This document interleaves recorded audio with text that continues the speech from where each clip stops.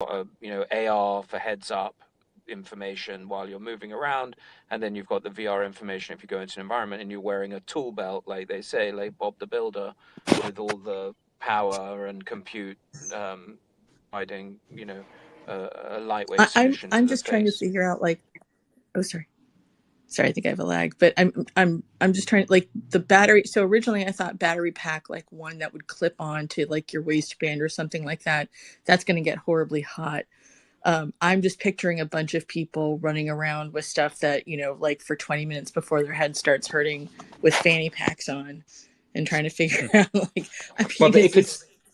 if it's just the battery itself won't get hot. If it's battery plus compute, it might do. Unless you get hot as in, you mean like hot and sweaty, that it's kind of stuck to you. But I think it's an inevitable consequence of the fact that lithium-ion batteries don't have a very high amount of energy for per unit mass. And things like AR at the moment, at least, take a lot of energy to do properly. So I think we're going to be stuck with that. And I think Apple tend to do things in a pretty good way. The most annoying thing would probably be that if you had a pair of glasses on with some wire going down your neck like some secret agent, it could be just annoying, the wire. And that's the bit I'd be interested in how they deal with.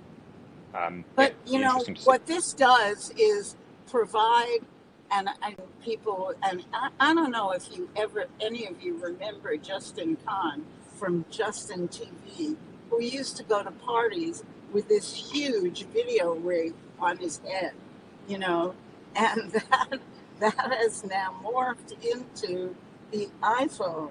But it was ridiculous in the, I think, late 90s, early 2000s. Or maybe people No, that became don't want to Twitch. buy. That became Twitch. That's That how legit. became Twitch, right? Maybe people don't want to put things on their head. I mean, if you looked at Oculus sales last year, they dropped by 22%, which is a pretty bad omen, not just for Facebook. What the about industry. people? I think What about people it wearing depends. glasses though? Like, Exactly. I think it do depends they what. come in corrective lenses, or I mean, I can't imagine Yeah, wearing they said something on that. Yeah, top of Tyler it. said that you just could read that. potentially switch in, which is incredibly valuable because whereas a long-sighted person, a hyperopic person, can put a Quest or something on to a limit, because if you can see in the distance, you can put a current headset on because they are focused at roughly infinity, right? So I'm like slightly long-sighted, need glasses for reading, can put headsets on, no problem. If you're short-sighted, like my friend who came around on the weekend, wanted to try the Quest, can't see a freaking thing. He has to either try and fudge it over the glasses, which is really uncomfortable, or go and put his contact lenses in. So the ability to switch in prescription lenses would be pretty cool. And I think people will put things on their face if the cost benefit analysis in their head works out. You put a mask on your face if it stops you getting arrested or getting COVID. You put glasses on your face if it allows you to read. You put a baseball cap on your head if it makes you look cool or keeps the rain off. I think that Apple will be the people to make this, to get to the threshold where the average person can put something on their face, get the benefits from it, and the cost is acceptable for those benefits. And also, I don't think what Apple is doing is for the average person. I think it's for the professional kind of consumer, or clearly it's going to be priced for a pro kind of model creator. Well, I don't know. Maybe it's just going to be like the high-end Macs. Yeah, but well, I just have a question. Does anybody else on the stage have VRs? I'm kind of new to it myself. I know just now there was someone who is trying to speak for a while. His name is Marco. So he raised his hand quite a while. So can we let him speak? I think he's a relevant so-called have insights on this. Yes, Marco, you can unmute yourself. Thank you. Thank you. Very kind. Just to give people a visual representation, if you like, on my PFP, it's not Apple, I must confess, but on my profile picture, I'm wearing the latest Nreal AR glasses, and they come in two forms. So one form is just the glasses, which plug into your phone, or you can have the battery pack. And in my left hand trouser pocket, you will see the small battery pack. I wore those glasses for about 3 hours. I think that was different than having being on your phone on Twitter Spaces for 3 hours or 4 hours. So I just thought I'd pop up and just share that with people. I mean, for me, if the Apple glasses do come with a battery pack, I guess that probably goes a little bit away from the advancements that we were hoping for from these glasses, especially if we're going to be paying $3,000, $4,000, $5,000 for them. But hey ho, who knows? You know, I've had a Magic Leap 1, Magic Leap 2, and to power them to get the field of view, the granularity, the graphics, you've got to boost the power to the headset. So ultimately, it does tend to be that battery pack. So I just thought I'd pop up, just share my picture to give people a visual representation of that battery and how it hooks up to the glasses. And I think it was Ben who said, it was a good point. I have no issues wearing those glasses on my head with a battery pack if it gives me a fulfilling experience, which it did in this particular instance. Thank you, Marco. I think Clinton, a new speaker, also raised his hand. Clinton? Hi, thanks for bringing me on. Tyler, appreciate these spaces. I haven't been here in a little while. Clinton DeVoe, contributor to City News Radio Network, Troy Media, and some other publications in Canada. I just wanted to touch on the... I think we remember you. Yeah, hi. I just wanted to touch on the battery pack component of this. Hello, can you hear me? I just posted... Sorry, there's a hot mic there somewhere.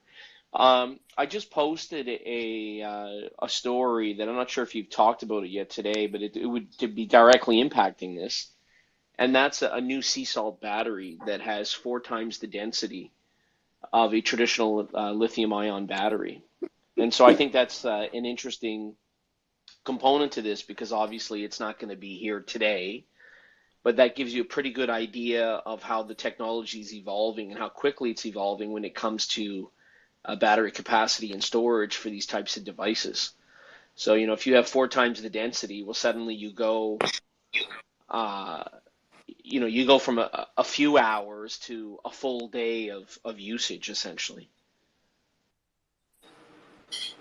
Cool. Good to see you again, Clinton. I know Damalere wanted to jump in. Damalere? Oh, okay. I didn't know whether Twitter Spaces has been bugging for me for quite some time, but I just wanted to add one of the aspects, because we were talking about design, right, and about product design, ergonomics, and all of the things associated with what people will use and how they will use it, and knowing Apple's prominence in that, there is a space where Apple could possibly make a pair of glasses that would be amenable for some people, who, especially those who don't wear sunglasses. However, there is this overarching understanding that people have where, glasses are nerdy, in quotes, right? So there is, that cultural phenomenon that is there, which needs to be alleviated first. And then going on to, what Ben said, especially about the cost-benefit analysis and how people can use them, and whether they do damage to your eyes. Honestly, I think that's one of the more important things, is you're having a screen so close to your eyes and what they're actually doing to your eyes, and do you have a dependency on that? And when you wear glasses, especially prescription glasses, they, especially even on the stronger side, me also wearing prescription glasses, I noticed that your eyes get worse the more that you wear them, and that changes the perspective of how you can see also. So there are some, trials that are going to have to be overcame based upon the design element, but also the usability element. Okay, next topic. And by the way, when I read the topic, we got to institute a new kind of cultural habit here. And sorry. I pressed the wrong button. I'm sorry. Okay. So the new cultural habit here is, if I read the topic and you say to yourself in your inner monologue in your head, oh, I'm almost certain not to... Cheryl, go ahead and not, or if anyone, we're going to have to turn off audio effects, it seems like, in the settings somewhere. I don't know where that is, but we'll figure that out. Anyway, if I read a headline and you say to yourself, that you feel you are almost certain not to have an opinion on that topic, because that's not in your wheelhouse at all, you don't know anything about that topic, please do us a favor and hop down off these, hand over the mics, because we have a limited number of microphones to share. And then if conversely, if we read a topic and you're like, you know what, that's in my wheelhouse, I know something about that topic, it's possible that I might be able to add something to enrich that conversation, then by all means, please raise your hand. And that's how we should do this. I'm just realizing as I read the next headline here. So the next headline is, and this is nothing personal to anybody. This is so that we can get the most interesting thoughts from everybody. And by the way, just for point of clarity here, it's totally possible that you will have a brilliant thought about a topic that you know nothing about, and those are totally cool too. Raise your hand, and when that thought occurs to you, raise your hand. And certainly, everyone who's been part, for fuck's sake, stop with the sound effects. Or Ben, can you help to switch it off? Is it possible? Okay, yeah, it is switched off from what I can see. Oh no. Okay. So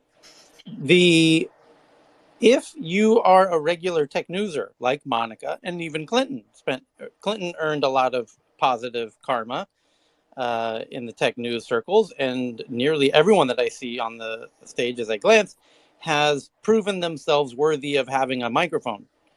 So if you are those people, and you know who you are, because we've been doing this for many, we're at nearly multiple years at this point.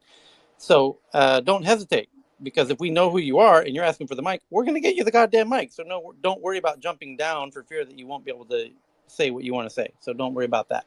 Yes, just make sure you have a little thing on your profile so that we can know what you're doing and not a troll. That's all. By the way, this actually helps in another sense as well, because one of the ways that the Twitter Space algorithm works in being visibility is every time somebody joins as a speaker, some of their people who follow them on Twitter will see they're a speaker. And so it's great to have more people have a chance on the microphones so that their people who follow them get to learn about the fact that the room even exists. So that's just another cool reason to do this sort of approach. Anyway, the next one that I'm going to go to, I'm going to skip the layoffs. So actually, we already read the layoffs. Next is from Reuters. Legal filings. It's about Google. So Google alleges over 50 instances of India's antitrust investigators copy-pasting parts of the EU's antitrust ruling, sometimes word for word. So India is literally copying and pasting the EU's antitrust rulings, word for word, according to legal filings by Reuters. So that's easily provable. That's something that if they were asked to prove, they could very easily do. So there would be no sense in not checking that. And I kind of take their word at it, and it doesn't seem unreasonable. Although it is kind of embarrassing for India that they've been caught cheating on the homework. And Monica, being from India, let's hand this one over to you. What do you make of India's copying and pasting of the EU's antitrust ruling? The particular journalist who's written this, he's written some scathing pieces recently. But having said that, I think somebody in the Indian government has to take note, and there should have been plagiarism check, which is basic. So somebody has really, really screwed up, and they should. Well, yes, the real embarrassing thing here is that they didn't use ChatGPT to just come up with a new version of all of this, really, right? I mean, isn't that obvious that that's what they should have done at this point? Come on.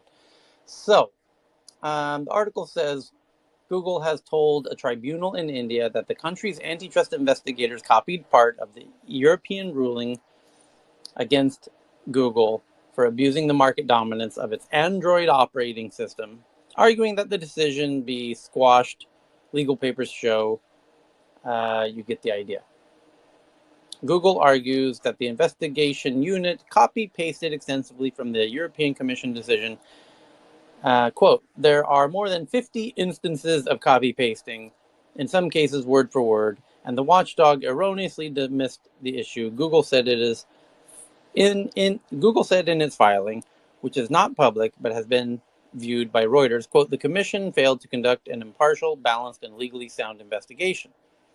Google's mobile app, right. Well, that's quite embarrassing for India, because you're supposed to be doing your own investigation into this, and you're literally copying and pasting from the European Commission's European Union's investigation. Yes, Alexandra. Alexandra's got her hand up. Anyone else with no, a thought? sorry, I do. Feel free to request the mic. Go ahead. So, yeah. So there's like, this isn't as easy, I think, as it says here, right? So the mere. Oops, I'm sorry. That was me. I accidentally unmuted everybody, or muted and then unmuted. Go ahead. Sorry, Alexandra. Try again. It's okay. So the mere fact that they cut and pasted a ruling isn't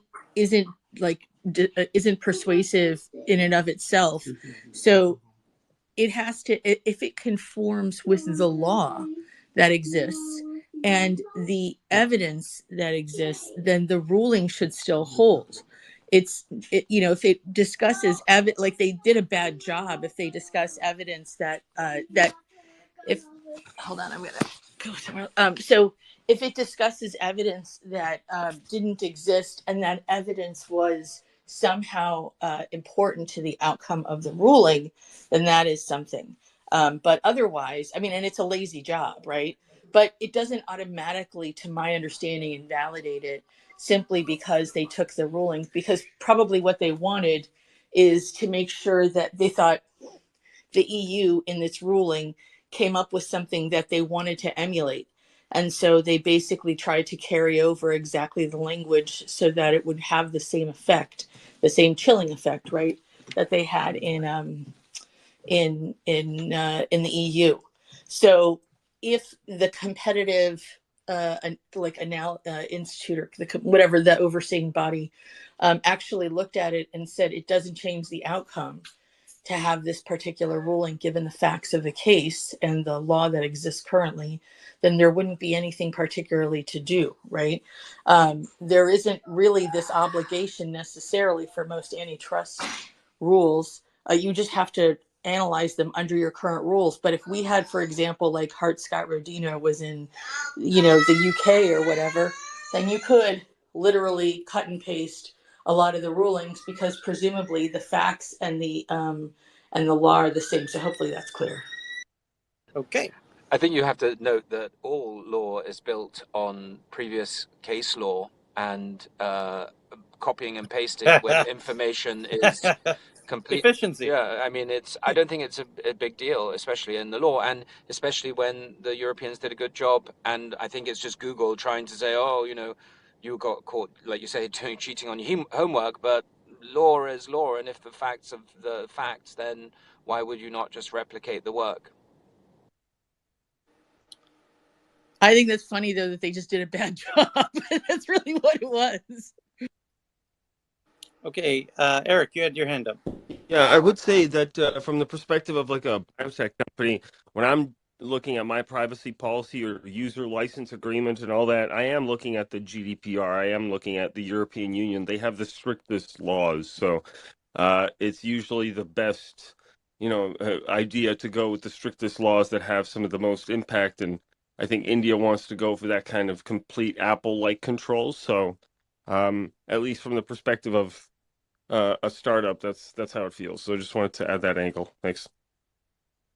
For the startup, though, that's different than what the court rules, right? So as a startup, you're actually looking at a policy that's comprehensive, including the CCPA and all of these other regulatory schemes.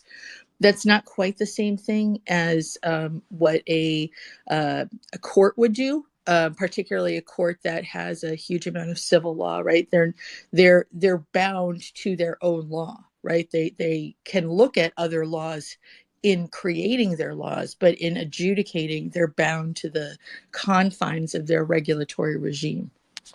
So what does that mean in practice? Is that like in the spirit of the law according to this country is different than the spirit of the law in that country, even though the wording is the same? No, Monica from India wants to comment. Hi, Monica. So I just wanted to say that I'm going to go ahead with agreeing with what the other speakers have said. typically the GDPR rules, and there are many lawyers in India who actually specialize in this. While they are sitting in India, it does not require them to know about this law. But even in our RBI and other central bank documents, we typically quote and are required, both the lawyers as well as compliance and legal experts are required to know these laws. So it's very much possible that someone has done a very shoddy job without quoting the source or anything. But it also looks a little bit of a, and again, pardon my bias here, but rather funny kind of story coming from Reuters. And if you look at the last few, wherever there has been criticism, typically of this government, this set of writers comes up. But I wouldn't say this, that because India right now has the largest set of lawyers who are actually doing outsourcing work for American law firms sitting in India. So the plagiarism and other checks as part of the policy that they have to go through and they have to comply with in order to be paid. So I'm really surprised by the article. I'll have to probably go into more details, but I expect a rebuttal from the government in terms of how this came around and why, if at all, the quotes have been made with direct references. But I don't see this going any further than making any more headlines after this, personally, from given what I know about India and what they're doing right now. But Okay. looking at Tyler from the conceptual point of view, I mean, it's not just a competition between the two countries to actually come up with the best of the policies and all that. I mean, if you look at it, India's constitution itself, kind of like taken by the Britishers. So, so there's an irony there. I mean, just the concept of it, that okay, if there is a regulation out there, and another country wants to actually implement that, I mean, what harm is it in? I mean, it does. No, there's no harm in it if there was some sort of transparency about it, and it kind of begs the whole notion of why you're right. Why shouldn't this be? And back to Nicholas's point about law is law. If somebody's done a bunch of hard work, couldn't laws be more adopted more directly internationally? Governments spend a lot of money to make decisions. And I'll use Sweden as an example. Anytime Sweden wants to make a decision about something, there's a multi-year investigation from the basest of simplest principles to the most complex, and they hire and they spend a lot of money to try and figure out every possible aspect and nuance of every considerable thing to think of, and then they have a 3-year investigation to figure out if we should add fluoride to the water or some shit like this, and then they end up deciding, it turns out we're still not sure. Let's kick the can down the road and do another investigation 5 years from now and spend another. It's just very inefficient for every country to do this separately. Wouldn't it be fantastic if governments were able to collaborate on this decision making and resource allocation? That would be lovely, and even the policy itself. Look, in the case of the financial system, that is exactly what happens. And when you get edicts that go out, they want everybody to adopt the same laws. And in a similar way, when you're talking about end user license agreements, or when you're talking about any agreements, you want to be able to adopt a set of policies that will enable you as a business or as an operator to operate in, or to be a way of behaving in organizational structures. So I don't think there's anything crazy about this, but what I do think is interesting is that they've managed to shift the conversation away from what the actual bit was copied, was saying, and to the fact that it was copied, so that's bad. That's what's amazing. The narrative is, what was the information that was common to the Indian and the European market? Robert, and then Alexandra. For me, and exactly what you were saying, if it was purposefully done and not slipped through, it makes all the sense in the world. Like someone earlier said, a lot of the constitutions have overlap. Even our national anthems have overlap. Listen to the U.S. and the British national anthem. So if it's efficient, do it, and maybe it should be done more often, and we'll have a smaller bureaucracy. Okay. By the way, So, Jonathan in the audience, before I hand it to you, Alexandra, Jonathan just made an astute observation that Google is accusing India of copying the EU, right? Jonathan makes a great point that Google copied Sonos, and I believe had to settle or lost that intellectual property theft suit, if you recall, in the middle of last year. So, which India should perhaps mention this as part of this exchange. okay. Go ahead. Sorry, we're just conflating a bunch of different concepts here, and I just want to kind of clarify them. One is, can you look at other countries when you are drafting a law? Of course, everybody does that, right? There are lobbies and groups, and there's the idea of whether or not there should be overarching terms like the Incoterms, which is when you do international shipping and things like that. This has long existed. This is the idea of cribbing from one another. If you do a plagiarism search among a number of laws that have come out after 1990, you'll find an enormous amount of overlap, right? And that is just because some things are normalizing, and that is fine. The difference is in adjudicating, which is limited to whatever the rules of your jurisdiction are. You can't, unless it's a contractual dispute that applies another country's law, which could happen, right? That happens all the time, where somebody in Germany sues somebody in South Africa, and the rule of law is the contract based on Delaware law. So you apply Delaware law in whatever court you end up in. That's possible too, but they say that it's applying a different law. So the difference is cribbing someone else's law that isn't the same as your law, right? Ruling on something based on something that isn't in your law. That's not acceptable, right? That's why I said if the evidence that they copied that didn't exist in the Indian case didn't matter, it was dicta. It was basically extra information. And if the ruling cited portions of the law that exist both in the EU and in India, then there's no material harm and nothing to look over, right? But there's a difference in writing laws and in in adjudicating those laws. So ruling on something based on those laws. And then the issue of theft, right? In terms of, industrial theft and sabotage and things like that, all of that stuff that happens where people take trade secrets, etc.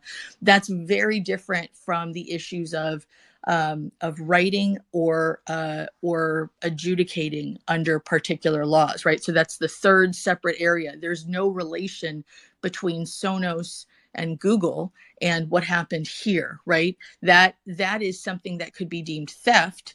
There is no deemed theft here. This is just someone who wanted an outcome that was identical to what happened in the EU. Hopefully, they went through carefully and made sure that the ruling was based on laws that also existed at the time in India. Hopefully, that's clear. Okay, so, next. Tyler, quickly on this point, I was trying to actually ponder over this particular point that, if this would be a mechanism through which everybody gets benefited from it, but there is an angle to it. Yeah, that's totally fine if something is working in the country. And I mean, GDPR, like for the face value, if you look at it, I mean, this is like, and it's working well, so other countries would try to actually sort of get it implemented. And specialists actually look at it, that what would be the implications of it if we put certain clause in certain policy. So, I mean, there is this, it's not just simply somebody has actually come up with some document. There is a cost. And the man hours, I mean, if you look at it, like of those people who actually work on them, is astonishing.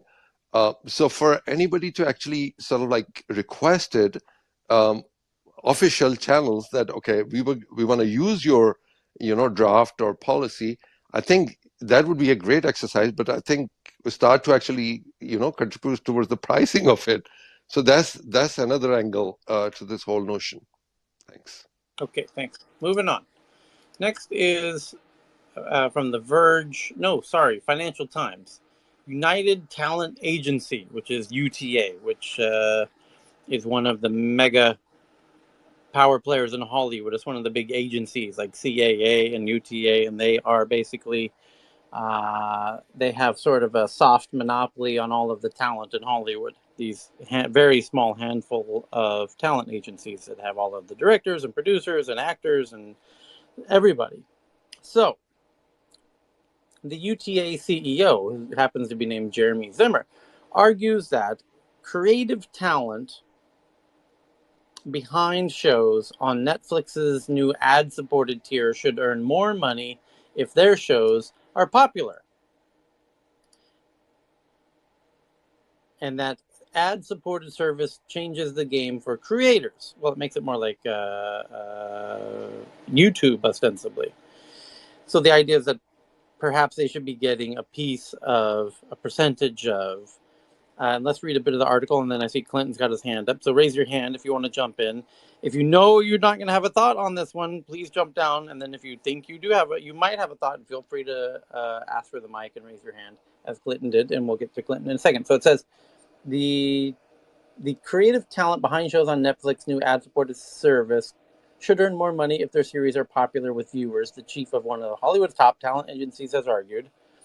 A move that would represent a major shift in the streaming pioneer's model, because previously Netflix paid on a sort of flat basis, and now they would be paying on a per-view basis, which they could do because it's ad-based. Why not? The whole ad world is based on CPMs, which is, price per 1,000 views. Netflix will be no different in essence. And so the creators, this turns Netflix into a glorified professional YouTube, for lack of a better word. In November, Netflix introduced a new subscription service. You get the idea. And in an interview with the Financial Times, Jeremy Zimmer, head of UTA, said the new strategy changes the games and how the streamer should compensate talent. Here's the quote. A show that does really well will get more advertisers and more revenue will flow to Netflix. And therefore, our clients who created that show should be compensated for that additional revenue. Well, right. Well, that's the optimistic upside perspective on this issue. The question is, should the opposite also be true? That shows that have less viewers should be paid less. Like on YouTube, where some people get diddly fucking nothing for their shows. So, UTA, are you ready for your producers to make fucking nothing for some of the shows that they make if it turns out that people don't care about their shows, and switch to a purely meritocratic to a degree, because it is based on algorithms at the end of the day, and then it gets into a really messy situation. And then the reality is it'll come Tyler, out can you looking... just clarify? Can you just clarify if they're making a distinction between the subscription and the free to sort of air service? Is that how they're making this distinction, or they're saying that Netflix is going to change their business model? The UTA boss, Jeremy Zimmer, is suggesting that shows that break out and get a lot of views and that show lots of ads because of this new ad tier in Netflix, that those content creators should get some upside in that. Okay, well, guess what? There's precedence for precisely this in the movie industry based on ticket sales, where movies that perform really well in the box office do get a piece of this if they meet certain thresholds. So they call it the waterfall. Right. So it's more like, they're saying, just for clarity, so they're saying Netflix is going to offer a subscription model and an advertising supported model. And in the advertising supported model, the artists who are involved in the production should have some share that is relative to the success of the content. Right. And that they should basically follow like the ASCAP model in music, where you get royalties, and the same way you get royalties when you get featured on TV, etc. There is a music industry-ish element to this, yes, and a YouTube-ish element to this, yes. Clinton had his hand up, so let's go Clinton and then Alexandra. Well, I guess the point around this discussion is should Netflix and other types of subscription services be set up like professional sports organizations? So if we look at the NHL or the NFL, hockey, football, there's an agreement when you join that organization that they share the revenue so that less wealthy teams and organizations are able to fund players on the field and everything that goes with it? Or is it best to say, no, this person is successful, therefore the revenue should be going there? And I think the other part of this discussion becomes that hasn't been talked about, that's disappointing, just generally speaking around this topic, is if we're paying premium prices for subscriptions, should we also be paying for advertising? So I think of, for example, Sirius XM satellite radio, which I used to subscribe to. The selling feature was you pay your subscription and you have ad-free music. Now you listen to Sirius satellite XM radio, and it is littered with advertising. So I think that the more talented shows, and when I mean by talent, I mean those that have the ratings. Those are the ones that should get a bigger share of the profit. But I do think that it would be a detriment to simply cut everyone else off that might have low viewership, because you do want to try and foster, smaller, less wealthy players to be able to generate new content going forward. Okay, Alexandra. I mean, I agree. So it seems like we keep coming up every time there's a new technology, then there's another, like, wait a second, you're keeping more and I want more. And then there's a strike. And I live in LA, so I hear this stuff all the time. And it's really annoying.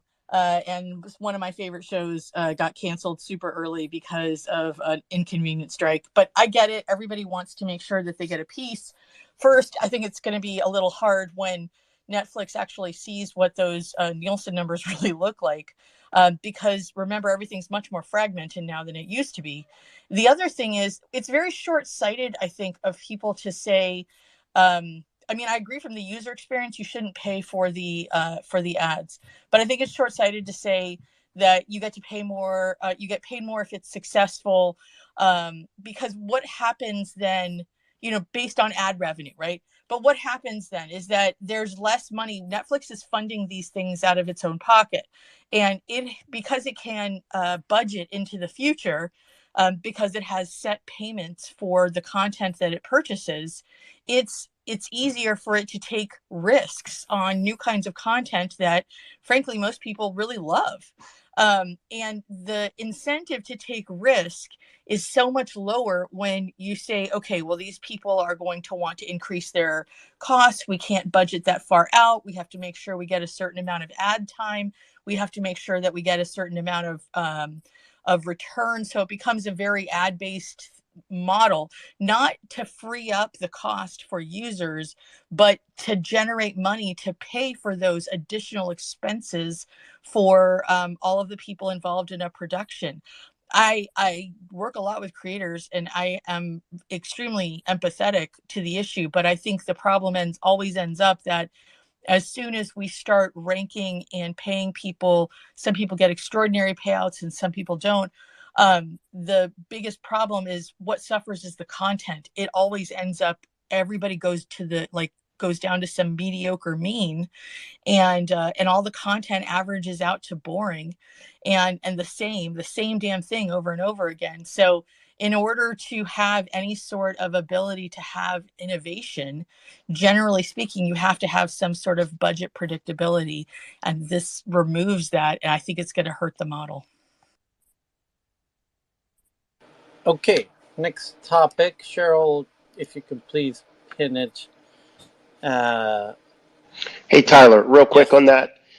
I love the market concept. I love pay for performance. The one watch out is, I think it was Star Trek in the 60s wasn't as popular as it became in the 20 years later and onward. So through that model, we may end up missing some quality things that end up really changing a number of generations later. Okay, so as you can tell from the top, and thank you to Carl for suggesting that we will try to preemptively tease the next story by pinning it a few seconds before we start introducing it so that people can preemptively decide if they might have a cogent comment to contribute. So the next one is, and again, jump out if this is not your wheelhouse and get ready to jump up if it is, that Microsoft bizarrely claims not to know when Call of Duty, the world's most popular video game to some extent, was first released, which is an Activision game, and Microsoft's acquiring Activision, and they haven't, and Microsoft is claiming, or at least their lawyers are claiming in court, that they have no details on Activision's budget or resources. But now the gamers and regulators are worrying that Microsoft might keep Call of Duty from appearing on Sony's PlayStation, and that seems to be one of the biggest worries, is PlayStation owners who want to keep playing Call of Duty, and they're worried that Activision under Microsoft, because Microsoft has their own platform that competes very directly with Sony PlayStation called Microsoft Xbox, and now you know why a whole bunch of young folks who are Sony PlayStation users of Call of Duty are probably behind, this is my conspiracy theory, why the government, you have a bunch of regulators' nephews and nieces telling them that they should not allow this deal to go through because they want to keep playing Call of Duty on their PlayStation, Sony PlayStations. As the article pinned above says, the pre-trial hearing between Microsoft and FTC over the Activision acquisition is set to begin shortly, yada yada. You can swipe through the other articles. It says Microsoft says that the FTC violates the Constitution by blocking the Activision Blizzard acquisition. Anyone with a hot take on Microsoft acquiring Activision and why governments feel the need to stop this? How much is Sony paying the regulators to squash this deal from happening? Or is there some other third parties that we are not aware of that might be greasing the palms of the politicians? Moving on. Google, and if you could pin the new one, Cheryl, here we go. The Google's Jigsaw, which, if I recall correctly, It just took a few seconds to read that story, but there is something interesting there that is a thread that is ongoing, and that is, I was trying to understand why it said Microsoft accused FTC of violating its constitutional rights, and then it was that Sony has been, which obviously is a Japanese company, but initially. And it's Microsoft's alleging that FTC is blinded by Sony's Activision Blizzard complaints. And then it goes on to say that that Microsoft claims that Sony blocks Xbox game releases. And so they seem to be having a sort of classic platform publisher fight, sort of like Epic is having with Apple. So it seems like it's more between Sony and Microsoft than it is between the which is what you would expect, then it's the regulator and Microsoft. It's Sony's the big complainant here. Okay. Yeah, that's what I said. I think Sony is the main one. I don't know if there's others that we're not thinking about, but no, Sony has the most to lose. Absolutely. They would love to see this deal not go through. So, Google's Jigsaw, which I believe is a name for one of their AI language models, if I recall correctly, and a UN-backed entity called Tech Against Terrorism plan to release a free moderation tool to help smaller websites flag and remove terrorist material. U.S. tech group's Jigsaw division, Google's Jigsaw division, leads initiative as UK and EU introduce tough laws to police online content.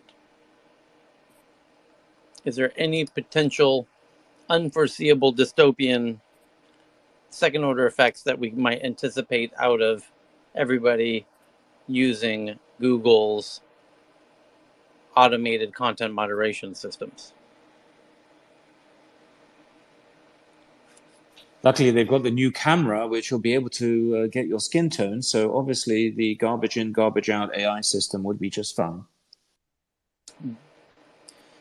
On December 13th, Facebook and Instagram launched open source software that other platforms can deploy to match terror content to existing images or videos in a database and highlight them for urgent human review. Jigsaw's tool aims to tackle the next step of the process and help human moderators make decisions on content flagged as dangerous or illegal. Okay, well, let's put those two chocolate and peanut butters together and make some peanut butter cups. Feel so much safer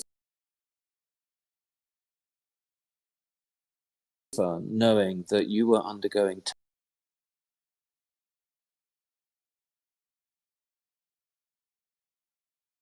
to your grandma's blog, yes, on WordPress. So Jigsaw has about 70 staff, primarily based in Google's offices in New York. And the guy who became the chief executive, or it might be a woman, somebody named Green, whoever that is, said that the loss-making division was not expected to become profitable. Quote, "There's an understanding that there's a long-term business return. Google needs a healthier internet," Green said. "We are helping Google and helping the internet in a way that delivers value, even though it isn't monetary, by cleaning up the sewer that is your grandma's WordPress site." Sewer, I tell you. Sewer. And one question quickly, anyway, Tyler, on that that's yes. not being asked or been mentioned is that if a lot of small sites start signing up for this, how is Google algorithm going to treat those that didn't sign up for it and those that aren't? Exactly right. Where's my hand clap sound effect? That's exactly right. That Google is going to, and make no mistake about it, prioritize in their algorithm sites that implement this, because they'll know that those sites don't have terrorist activities and on their websites.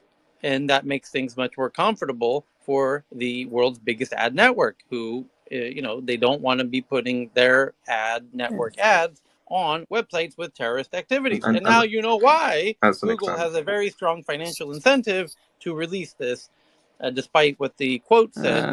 Now you know the real reason. The real reason is they want to pass all the data. They say implement this scanning system that will help you identify all the pedophiles and terrorists in your network. And this, by us running all of your data through our AI systems, we will help you to eliminate this risk and participate in our version of the ad-supported internet. And on the other side of the equation, it means that you go infinitely down the spiral, because if the terrorists and the pedophiles are always going to move to ever decreasing the small, communications channels, then, you should therefore be able to eliminate them. But somehow it doesn't seem to happen. Okay, moving along. Next up is Shopify's president says that Shopify's Audiences marketing tool, and Audiences with a capital A, it's one of their products or features. And the Shopify Audiences tool allows Shopify users to upload customer data to Meta and Google ad platforms. This is a continuation of the previous article and to some degree. And that this is a key focus for Shopify. Well, no doubt it is. Here's why.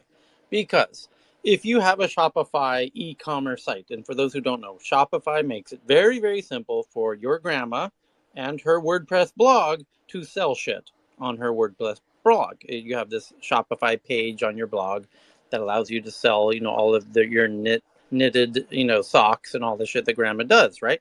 So she's got her little Shopify site where she's selling stuff, and Shopify now makes it easy for grandma to upload all of the visitors who didn't buy her fantastic knitted socks, or even the ones who did, but especially the ones who didn't, the ones who came and looked and clicked and said, you know what, I've seen better knitted socks on other grandma's sites. I'm going over there. And then your grandma, the crafty lady that she is using Shopify's audiences marketing tool, and she's uploading all of that visitor info up to Facebook and Google, the two big digital ad networks, to now do targeted advertising to all of those people who came to her site, didn't buy her knitted socks, those bastards, and went to other grandma's sites. And so now your grandma's going to have an asymmetrical advantage in selling her, you know, as well as I do, she makes the best goddamn knitted socks. So here comes Shopify with this hot new audiences tool. It's a new focus for the company, no doubt, because now, in addition to making e-commerce easy for your grandma, it's also going to make digital marketing easy for your grandma to do customer acquisition, tracking, and develop. And next thing you know, your grandma's going to be talking with you at next Thanksgiving dinner about customer acquisition costs, CAC, lifetime customer value, and everything else. So get ready for grandma's questions next Thanksgiving. Thanks to Shopify Audience. Hey, Tyler, just from what you're saying, the interesting thing here is that you know how you have to they have to stop the cross-app tracking with cookies. So Apple stopped that. Now Google has one where you can just do it within Google Apps or the Google environment. So I wonder if having the retailer upload that data gets around those Facebook and Google tracking restrictions, so that you're actually giving them the data instead of them collecting it on those users, because they, with all the new cookie requirements, etc. Yeah, it's a platform play, isn't it? So it's the walled garden internet in the same way. Again, But it's also, we said yeah, about Epic and Apple and the 30%. You've got Amazon with their 25% tax, 25-30% tax, and you've got Apple, you've got Android and Google, and then you've got the payments but Nicholas, platform. it's not that it is a It's the platform same play, platform. but it's actually it's a who's putting in the user information play, because you can it depends on who's giving the user information to the platform, whether the user is and the platform is cookieing them and tracking them. That's restricted in so many different ways right now. And those restrictions are starting, as we said, that's the one that's hitting Facebook ads and other things, and dealing with ad tech and the restrictions on cookies and retargeting is so complex. And so having the retailer, that one business, upload their customer content, they're going to have the ones that have that front privacy policy that says to people that come to their site that we're tracking you, and somehow dropping those. I mean, I don't know what the tech is behind this. I haven't looked at the audiences and whether they're how they're getting that, whether it's cookie enabled or the user gave them that information. But that's what this is trying to do, is make it Absolutely. Yeah. It's circumventing and pushing the responsibility, which is what happens every single time with regulations. They just push it out to the endpoints. Okay, next topic. A profile, MIT Tech Review is doing a profile piece on a blockchain auditing service called CertiK, like certify, Certi, and then the letter K, which inspects smart contracts to help clients avoid critical bugs that can lead to lost crypto, which it seems like many of them need. We read lots of headlines about blockchain projects being vulnerable. Next is from CNBC. SpaceX is raising $750 million of fundraising in a round likely led by Andreessen Horowitz at a $137 billion valuation. The company raised $2 billion in 2022 and was valued at $127 billion in May. So this is despite everybody going down, having down rounds. SpaceX is having a mild up round and raising $750 million in 2023. Next up, India releases draft online gaming rules seeking to create a self-regulatory body and to require parental consent for gamers under 18. And that'll be a developing story, and it'll be interesting to see what they end up with. As you probably know, China has incredibly strict gaming rules. For example, kids are only allowed to play, is it 2 hours per day on the weekends? I could be faulty in my memory of what the Chinese regulations are with video games, but they're rather strict. And as I recall, it was no video games on weekdays and only limited numbers of hours on the weekends. And so what will India do? And is that a good thing that China's doing that? And anywho, next up is a look at CNBC. I'll look at China's growing Beijing-endorsed, quote-unquote, virtual people industry, including scandal-free influencers, performers, and customer service representatives. This is wildly fascinating because now authoritarian regimes can design their own celebrities and completely, utterly control them because they're not human. They're virtual. They're completely digital. This is a wild concept that I had not fully considered, and this will be haunting my brain for the next several days until I figure out. But we discussed this many times before in terms of the South Korean and the Chinese influencer, the bot that was, and all of those things. So is it only that the difference is that the government can employ total surveillance to craft the perfect hero for the country's narrative? Is that what is dystopian for you? Tech company Baidu says the number of virtual people projects that it has worked on for clients has doubled since 2021, with a wide range for as little as $2,800 to as high as $14,300. Beijing City announced in August a plan to build up the municipal virtual people industry into one valued at more than 50 billion yuan. Many of China's largest tech companies have already been developing products in the virtual people industry. These are virtual celebrities, essentially. Looking ahead to 2023, 45%. Are they all celebrities, or are they virtual people that do different virtual jobs, like avatars? Yeah, here we go. Looking ahead at 2023, 45% of advertisers said they might sponsor a virtual influencer's performance or invite a virtual person to join a brand's event. That gives you an idea of what this is about. And brands are going to love this too, because virtual beings are arguably less likely to become the next Charlie Sheen or Mel Gibson and utter anti-Semitic stuff, in a drunken, toddler tantrum. Well, if Microsoft's previous Twitter bot is any indication, that might actually happen with some of these things if they're let in the wild. So, but the metaverse of propaganda sounds awesome. Well, the other thing is they could be hacked. And then so this virtual state-sponsored celebrity, next thing you know, is asking for the head of Xi Jinping on a stick, and all hell will break loose if hackers are able to get into that, because that's the first thing they would do. But we have to assume that you will not know who is real and who is fake in the total surveillance propaganda world that they're planning. Well, in the short term, until they have technology that is convincingly real, right? Then it's probably in their interest to be transparent about it. But when but the deep fakes are pretty good.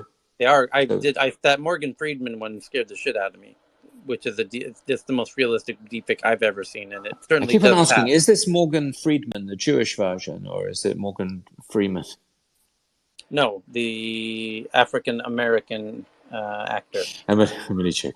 Yeah. So I did see a deepfake of Morgan Freeman that was utterly convincing. I would have fallen for it easily. So, which means the state could make virtual celebrities that seem incredibly real. They could even make deepfakes of actual humans and then say, you are no longer needed as an actual human. We've got it from here. Thank you very much. And we're going to be able to control everything that you say in real time henceforth, or make virtual celebrities tell the platforms to promote these virtual celebrities and control everything that those celebrities say. And those celebrities will be willing to say things that humans would be reluctant to say. And not have to worry about those humans, those virtual beings doing things that are unsavory to the state. But as I said, hackers will be trying to get the reins of control of those virtual celebrities and get them to say wildly inappropriate things. Yes, Guaranteed but that's going to happen. Yeah. but hackers will do the same thing with celebrity anyway. So that's the good thing about it. Hey, ChatGPT, assume the persona of a deep state actor AI. Well, that would be interesting. Okay. By So the way, I just was going to quickly, say, with regard to the Indian article about the legislation, you could have used something like Quillbot to rewrite it, and it would have done it for you automatically. Brands in China are looking for alternative spokespeople after many celebrities recently ran into negative press about tax evasion or personal scandals. According to the chief product officer and head of marketplace Greater China at a company called Kantar, at least 36% of consumers had watched a virtual influencer or digital celebrity perform in the last year, according to a survey. 21% had watched a virtual person host an event or broadcast the news. Oh my God, we're going to have virtual news anchors and whatnot, news reporters. Virtual lipstick king, remember? Looking ahead to 2023, 45% of advertisers said they might sponsor a virtual influencer's performance. Many of China's large tech companies have already developed projects. We read that. The company acquired. You get the idea. Okay. Tyler, on this particular point, you know how the world would look like in 10 years' time, you know, when the gamers are already complaining and Andrew Tate is going on about the whole Matrix thing, you know, NPCs becoming like a norm, and then you have like another 8 billion population added into virtual world. The world is going to be a mayhem, like, you know, what to expect, what not to expect. And then, you know, all these NPCs is going to become like a real entities. Yeah, that's going to be wild world. That what to expect from them. The Balaji, if they have people behind them, then they won't be NPCs. No, but they are that was the Chinese thing. Was like Leah, yeah, she's but a there aren't any people behind them. People can still be NPCs, though, right? Exactly. It depends how much conscious agency you have. So check this out. Balaji comes up with a really interesting point, as usual. He says via Twitter, any human who becomes famous enough will eventually become the target of personal attacks.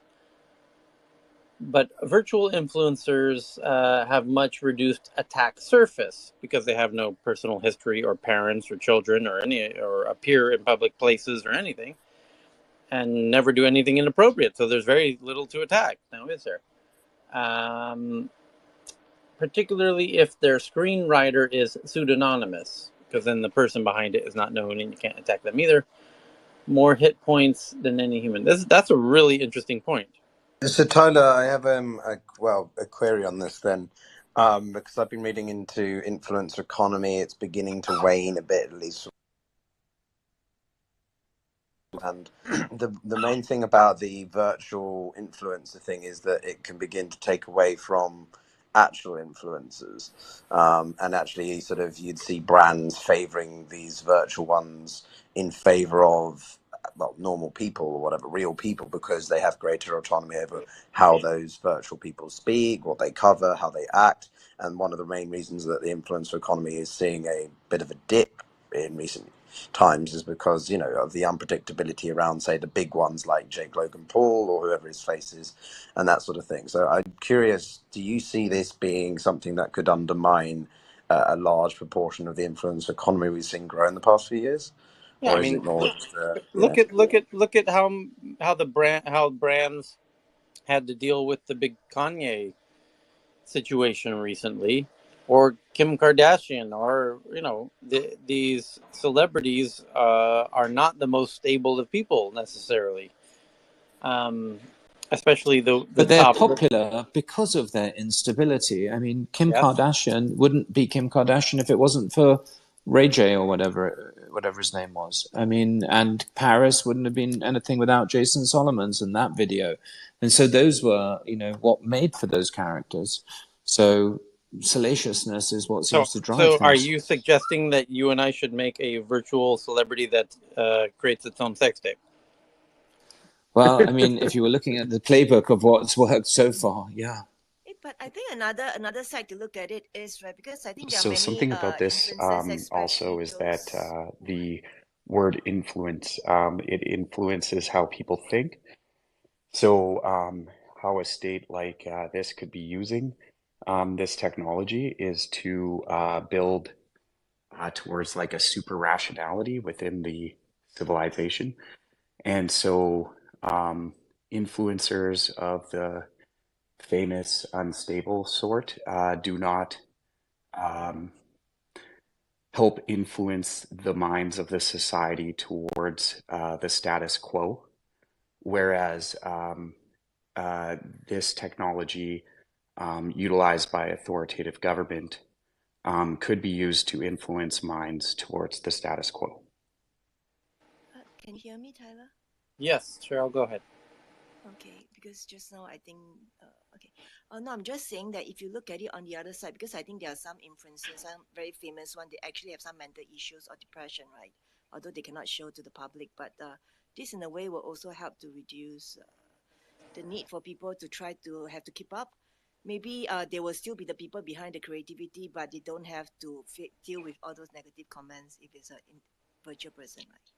Well, I'd like to make I would, one separate point, which is to say that when you have total surveillance economy, you don't need to influence people because you have perfect information about their resources and how they allocate those resources. So the advertiser-driven problem or the advertiser-driven economy of both ad-supported content and subscriber-supported content and browsing the internet and needing to be effectively that process needing to be paid for by advertisers no longer exists if you have total surveillance, whether you're in a total state surveillance like WeChat or whether you're under total corporate surveillance like Apple through Apple ID or the equivalent. So I think we should also have to update our priors as to whether you need influencers in a total information environment.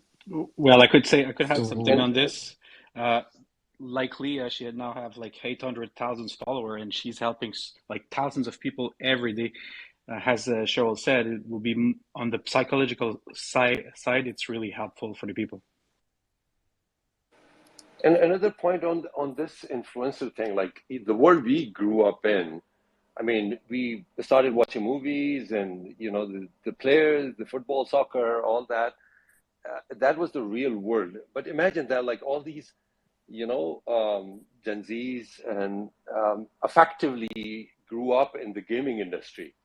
So the person, and even if there's an NPC, they performing well and winning and all that, they actually achieve the status of the actual influencer over the time.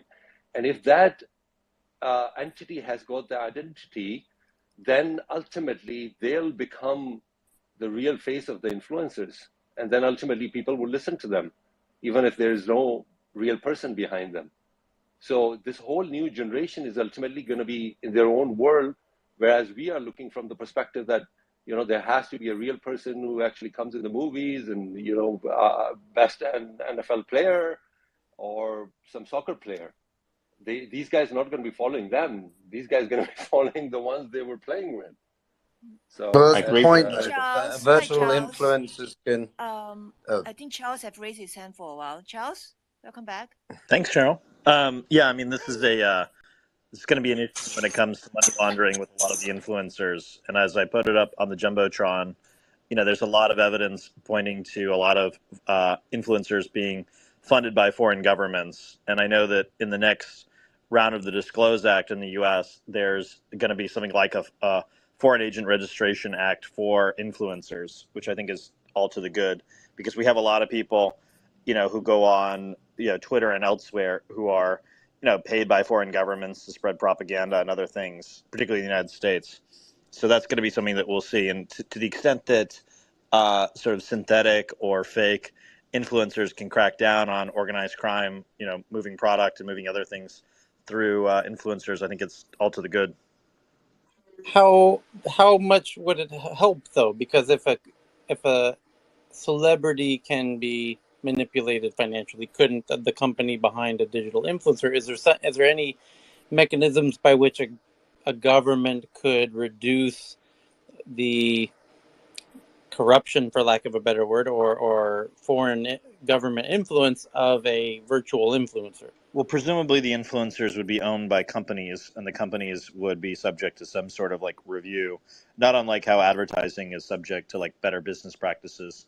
So right now, I mean, we have a lot of people who are running around on Twitter and elsewhere, many of whom have, shall we say, questionable backgrounds or might be spies of foreign intelligence services. And I've written about some of this, and some of it you can see with indictments and things that you're seeing. If you just Google, foreign influencer money laundering, you'll see quite a bit of criminal actions taken.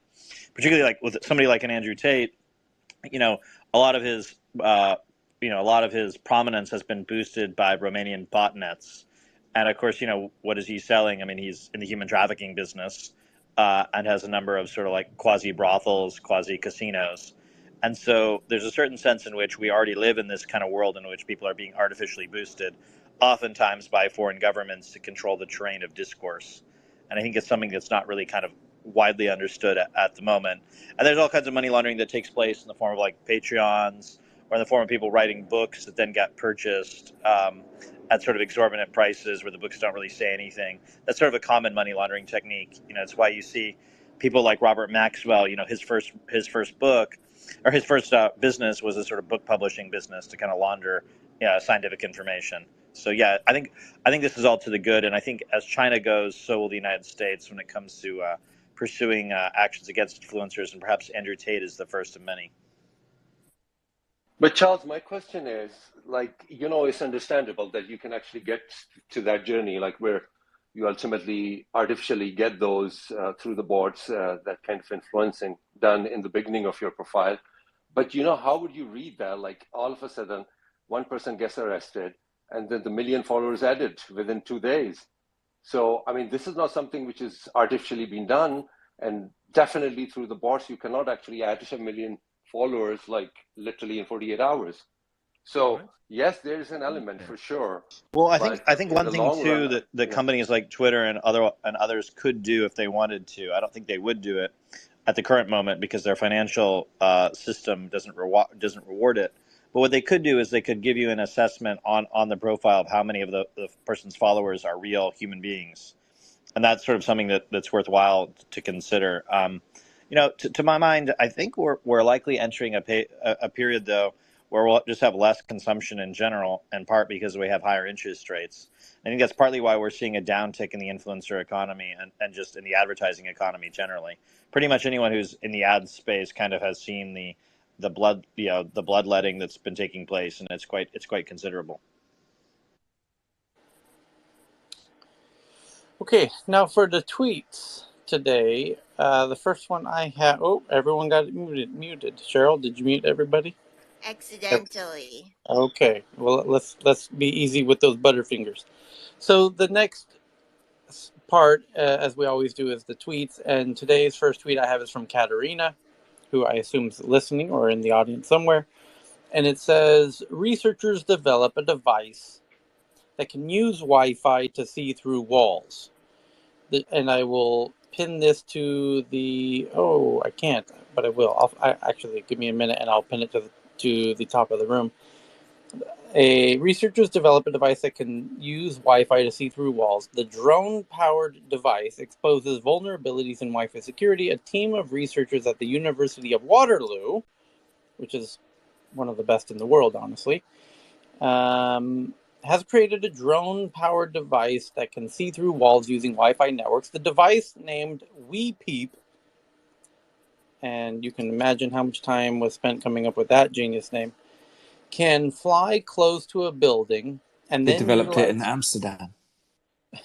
can fly close to a building and then utilize the Wi-Fi network of the building to quickly identify and locate any Wi-Fi enabled devices within. The WePeep exploits a loophole the researchers call polite Wi-Fi. Even if a network is password protected, smart devices will automatically respond to contact attempts from any device within range. That's true. The WePeep sends several messages to a device as it flies and then measures the response time on each, enabling it to identify the device's location within a meter. That's true too. You could do that with a drone, which is what they're using. This is very clever.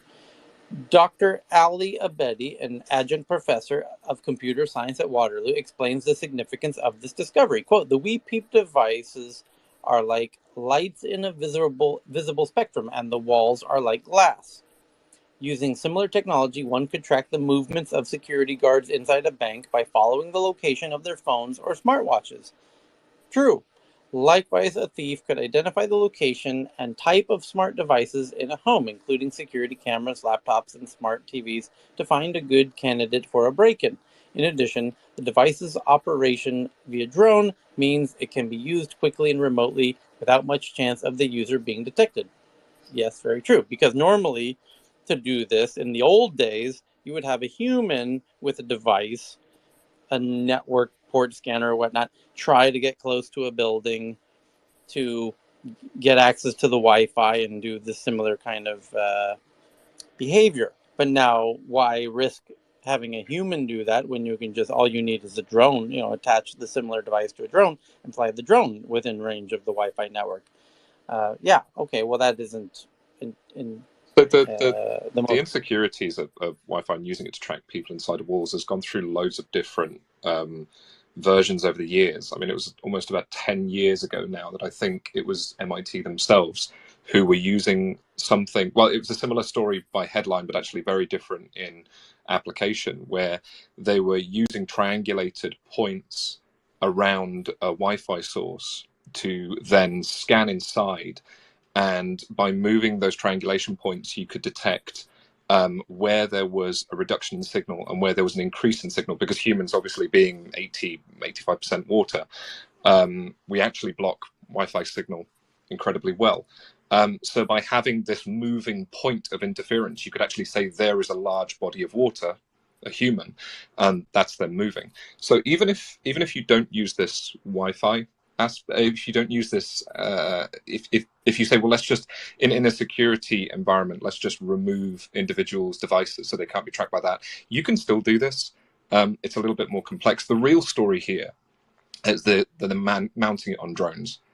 That's like the biggest part of this. Yes. Because if you could get like 4 or 5 drones, low-cost drones, and just rotate them around a facility or around a building, and then use any number of these triangulation techniques or combine them, you can get a really good picture of where walls are interior, where reinforced walls are interior to buildings, and where moving sources of interference are, i.e.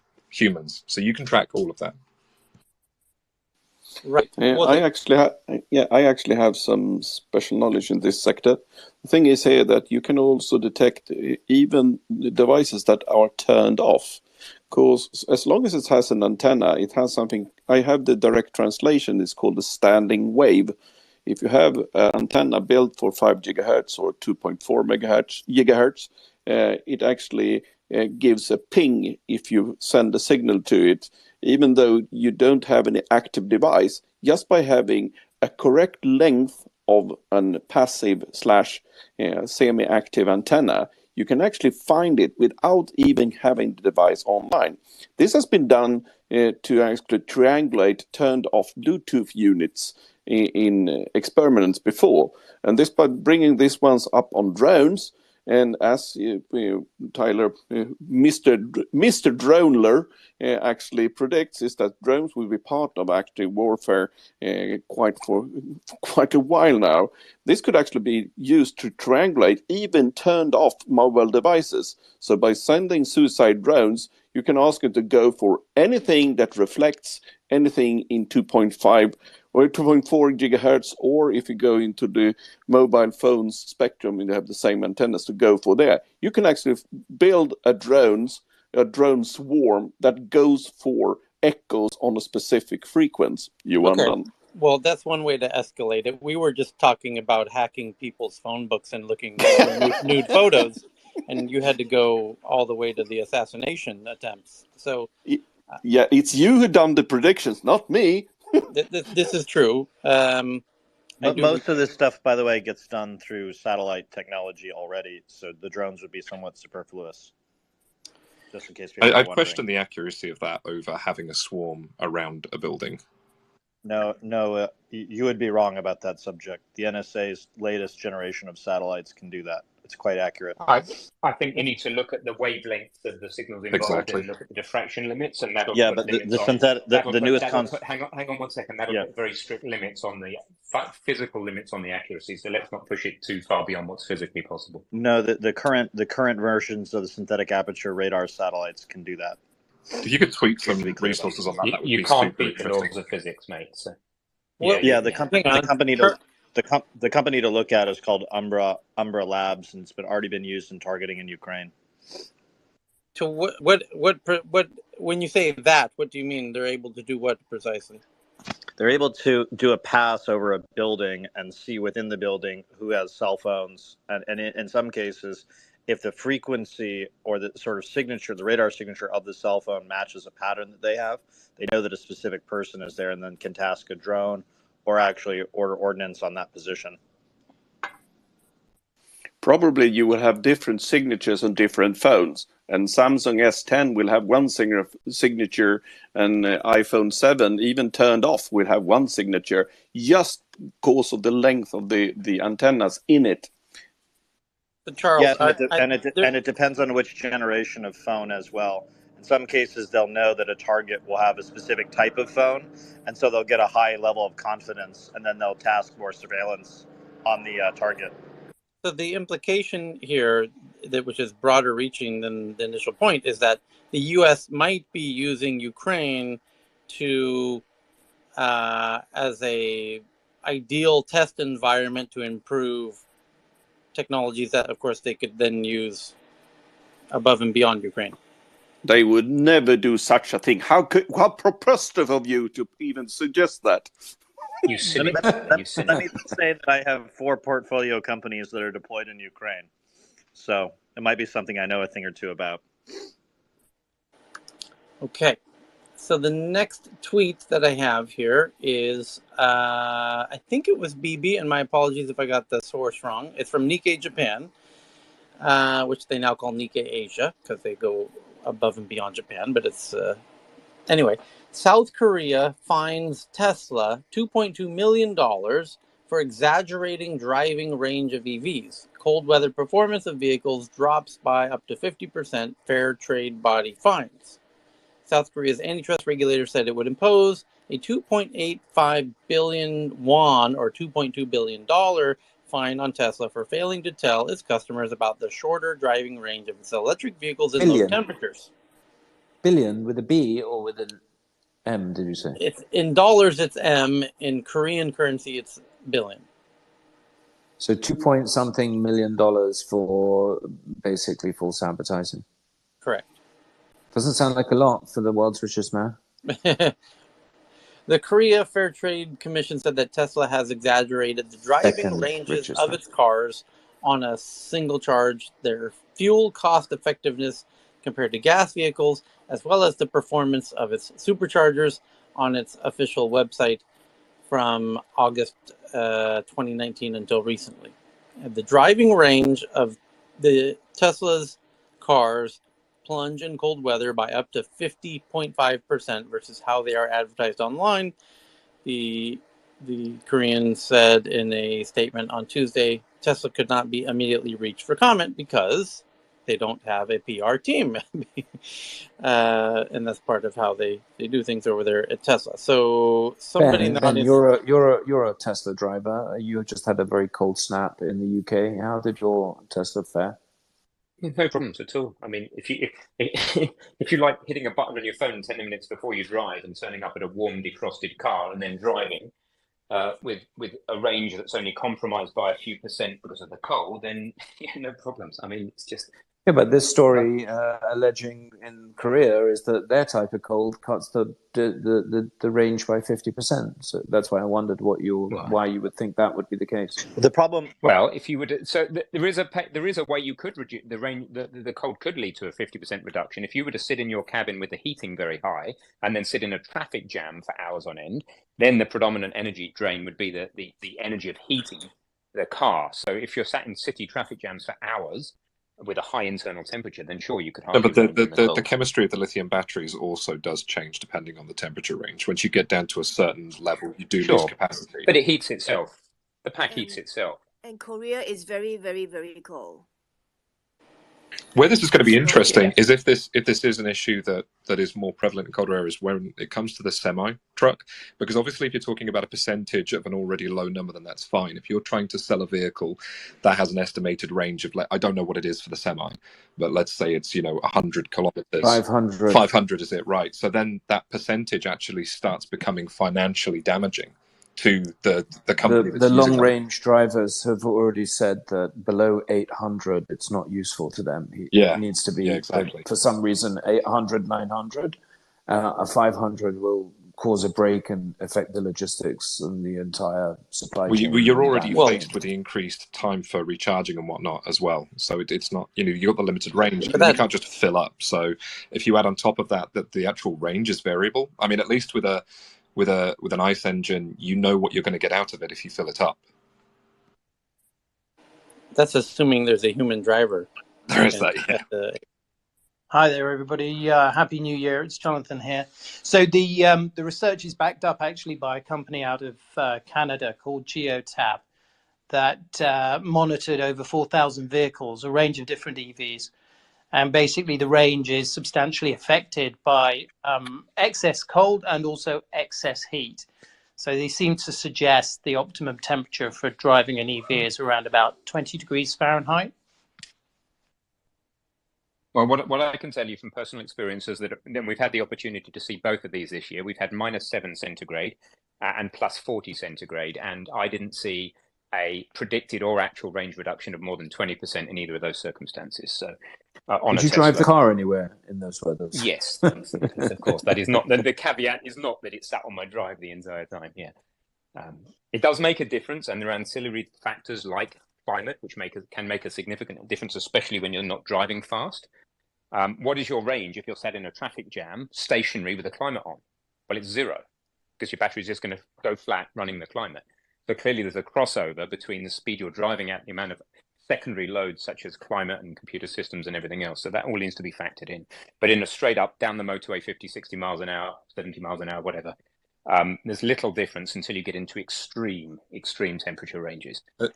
Like more than +50 and less than -20. So from what I can see. I think from your point of view, Ben, I think I agree that for most people, this isn't going to be an issue. In most climates, this isn't going to be an issue. But going back again to the logistics aspect of it, it's going to be a massive issue. You cannot have a fleet of vehicles that may on any given day increase or decrease in range by a 2-figure number. I've heard, by the way, this is the first foray of the Korean authorities into probing Tesla. So I think you should expect to see more attention there, particularly now that there's a new government in Seoul. So you think Musk will But get a those- thorough the- probing in all areas this year, Yes, Charles? and you should I've written a lot about Musk and have been very critical of him, and during when the Biden government came in, I worked on the rare earths executive order that essentially kills Tesla. So for those who are kind of curious about the subject, and then if you look at the Jumbotron, that video, there's a sort of 3-part series about Musk's ties to Chinese intelligence as well as to American intelligence and to the Ukrainian mob, which is kind of useful for those who are curious. We were talking about the cobalt and the lithium and the cadmium issues for EVs. So I wonder if you had any thoughts about that. Well, in the case of most of the rare earths that have been in the Tesla vehicles in the past have come from the Democratic Republic of Congo. And hitherto, 2019, the people who were running the country, Joseph Kabila and all that, were close with the guy named Dan Gertler, who was sanctioned by the U.S. the Trump people removed him from the sanctions because he's very pro-Israel and very connected with Netanyahu. But increasingly, Musk is struggling to get rare earths, and he's tried to go around the world to get sort of the components for the batteries. And when he went to Indonesia, he met with a guy named Luhut Panjaitan, who is the mining minister there. And Luhut was informed by the U.S. ambassador to Indonesia that would be a bad idea to help Musk get materials. So the U.S. security state and the UK security state is very much moving against Musk in a very serious way, and I think we'll see that play out over the coming year. What is the main thrust of that behind that? Is that he's getting too cozy with Russia or China? Yeah, I mean, essentially, Musk is basically a product of globalization and of good ties between the United States and China, and those good ties are sort of on the wane. Gotcha. The Chinese, of course, would prefer to have a domestic electric vehicle, and the United States increasingly is doing things like backing companies that can build electric vehicles that are far cheaper than Tesla. So you can look for things like Aptera is a good example of that, which is a solar-powered car company that's going into production now, that's gotten grants from the Department of Energy. And then increasingly, Musk is doing weird things like offering to give $5.7 billion to Igor Kurganov, who is, a Russian poker player backed by the Chinese mob, according to the U.S. government. And so there's quite a lot of action moving against Musk in the coming year, and has already He gave started. Charles. Just say that again. He gave $5.7 billion He tried to give $5.7 billion until I and others notified the FBI about that. The FBI got involved, and then Kurganov got fired from his inner circle. But it's in the Wall Street Journal. I mean, you can look it up. If somebody wants to share it in the Jumbotron, I'm a bit pressed right now. I can find it in a second if people don't put it up. But yes, he tried to give $5.7 billion in Tesla shares. Also worthy of note, sidestepping the political issues, is that lithium iron phosphate batteries, which are in the lower rate, the lower performance Model 3s now, they don't contain rare earth materials. It's lithium, it's iron, it's phosphate. These are all very, very common, and the cathode is just, I think it's just graphite. So you don't the higher performance batteries, the ones that are a little bit lighter, the thing that you'd see in report on cathode capacity, huge bottleneck. So I'll try and send you a link to the report. But I mean, not only is there a bottleneck in the next sort of 4 to 5 years based on the ramp up in demand, but also you have to look geopolitically at also China controlling 74% of that production. So as they dominate, obviously, the renewables and the battery sector of the EV marketplace as well. So you'll see it. So Charles, now that there's a new. So Charles, is Dan Gertner and that mob on side with the U.S. government? Is that what you're saying? Through No longer. The current leader of the DRC is very much aligned with the UK and U.S. interests. The Israelis have tried to assassinate him, and Haaretz has written about that. For those who are curious, Dan tried to assassinate Dan, or tried to assassinate Kabila? Tried to assassinate Felix Tshisekedi, who's the new leader of DRC. And so essentially what was happening is a lot of the rare earths and other minerals that were extracted from the DRC were being removed by sort of child labor. And that was, of course, a problem, for a lot of, basically made Teslas and other vehicles and other batteries. We spoke about this the other day. Yeah, we raised this the other day because the chap who did the work, Siddharth, was on Joe Rogan's thing and got some publicity for it in the mainstream. So there's basically a conflict right now between Rwanda, which is backed by the Netanyahu Israelis, and by China, and Felix Tshisekedi, who's increasingly aligned with the United States and the UK. And there was actually Yossi Cohen, who was former director of Mossad, went down to DRC and has been thrown out of DRC basically for trying to meddle in the politics of that country. So yeah, it's there's increased interest in by the AUKUS countries, Australia, UK, US, and making it so it's harder for China to get access to these rare earths and other materials as well. And so you're seeing a lot of those of us who invest with the US, sort of the AUKUS alliance, being encouraged to do rare earth deals in Canada, Australia, and also Greenland, which is sort of playing out now, and there's sort of capital that's moving accordingly. So the lines are being drawn around all of the primitives necessary for domestic EV markets and compute capabilities throughout the supply chain. Precisely. And Musk for many years has cartelized the funding sources from China and from other places, because as you know, the U.S. will goes into debt, right? And so China ends up having a lot of U.S. dollars, and they do things like take those dollars and invest them in venture funds or real estate funds. And so he increasingly has made it so that it was impossible for other electric vehicle cars to get going.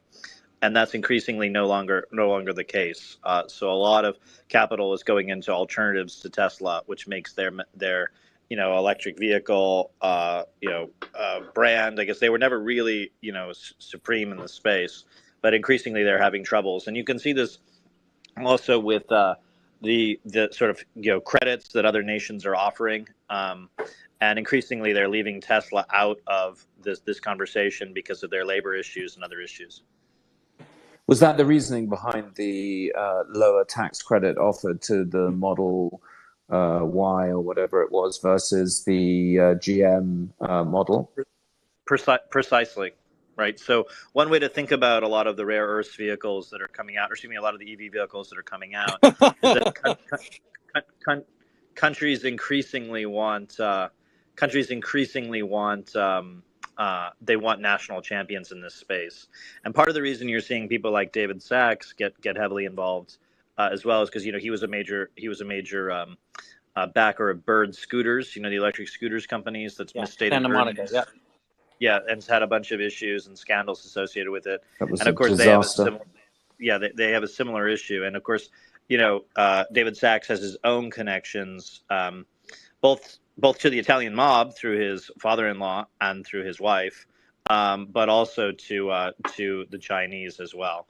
And so one way to think about this is It was always there's very sort of strange the way that David, kowtowed to Elon and his stance with regard to Russia and America in many of in his rhetoric and his pushing of the other Mr. Sachs. I wonder if you wanted to elaborate on why David is doing this and why he's so closely aligned with Elon.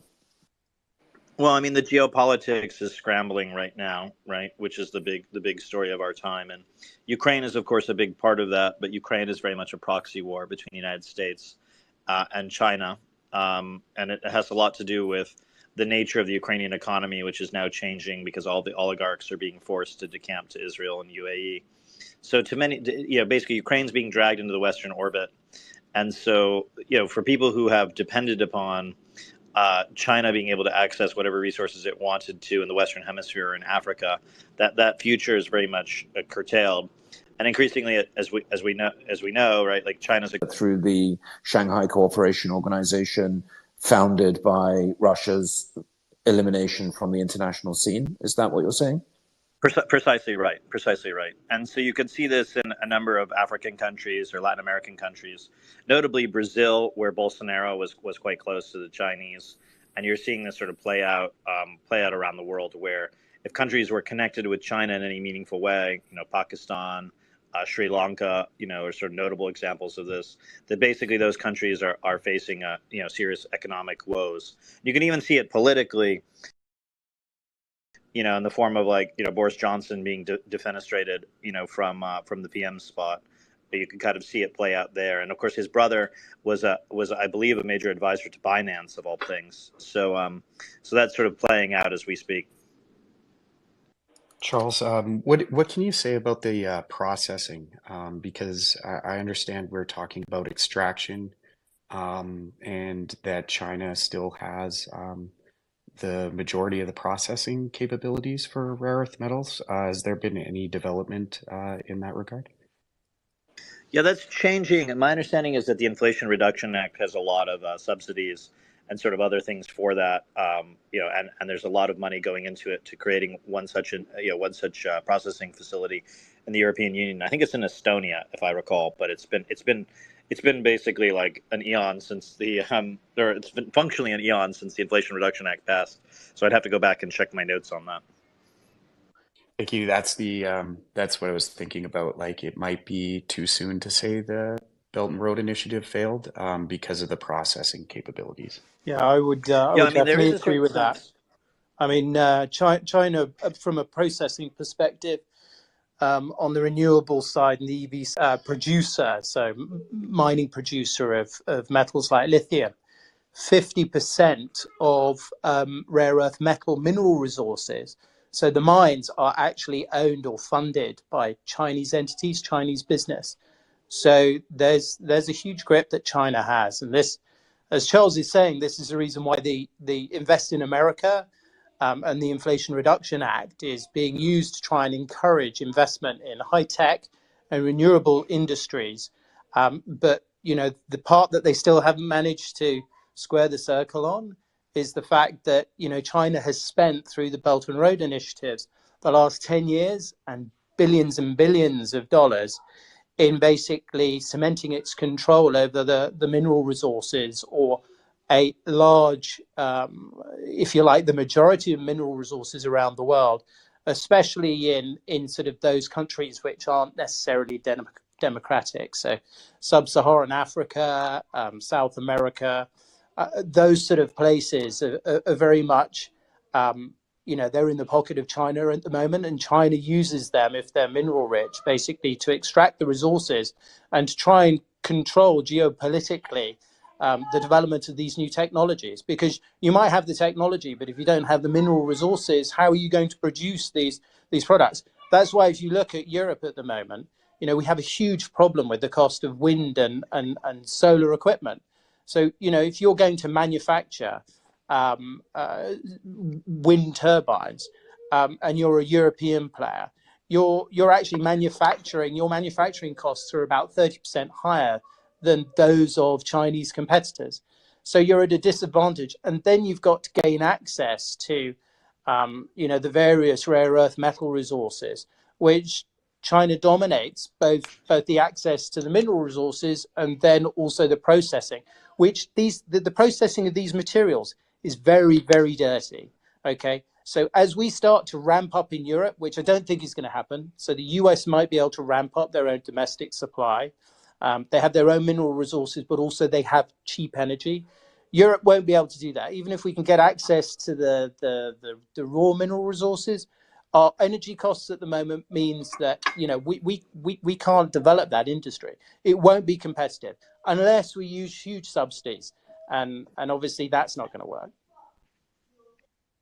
Charles, on this particular point, that the notion that the BRI is failing, I mean, what's your reading on it? Because rightly so, you mentioned there's unrest is being created in Sri Lanka and Pakistan, and those were kind of like cornerstone to the BRI, especially in that region. But how do you read that connection with the Saudi? I haven't seen in recent history that the king himself would come to the tarmac to receive the president. And, some of the MOUs being signed is like eye-opener, that how the U.S. quickly and very quickly losing any leverage in the Middle East. So, I mean, just this notion that BRI is not going to be according to the plan and it's been failing. What's your take on it? Yeah, I mean, I think Jonathan is right about the sort of like past few years.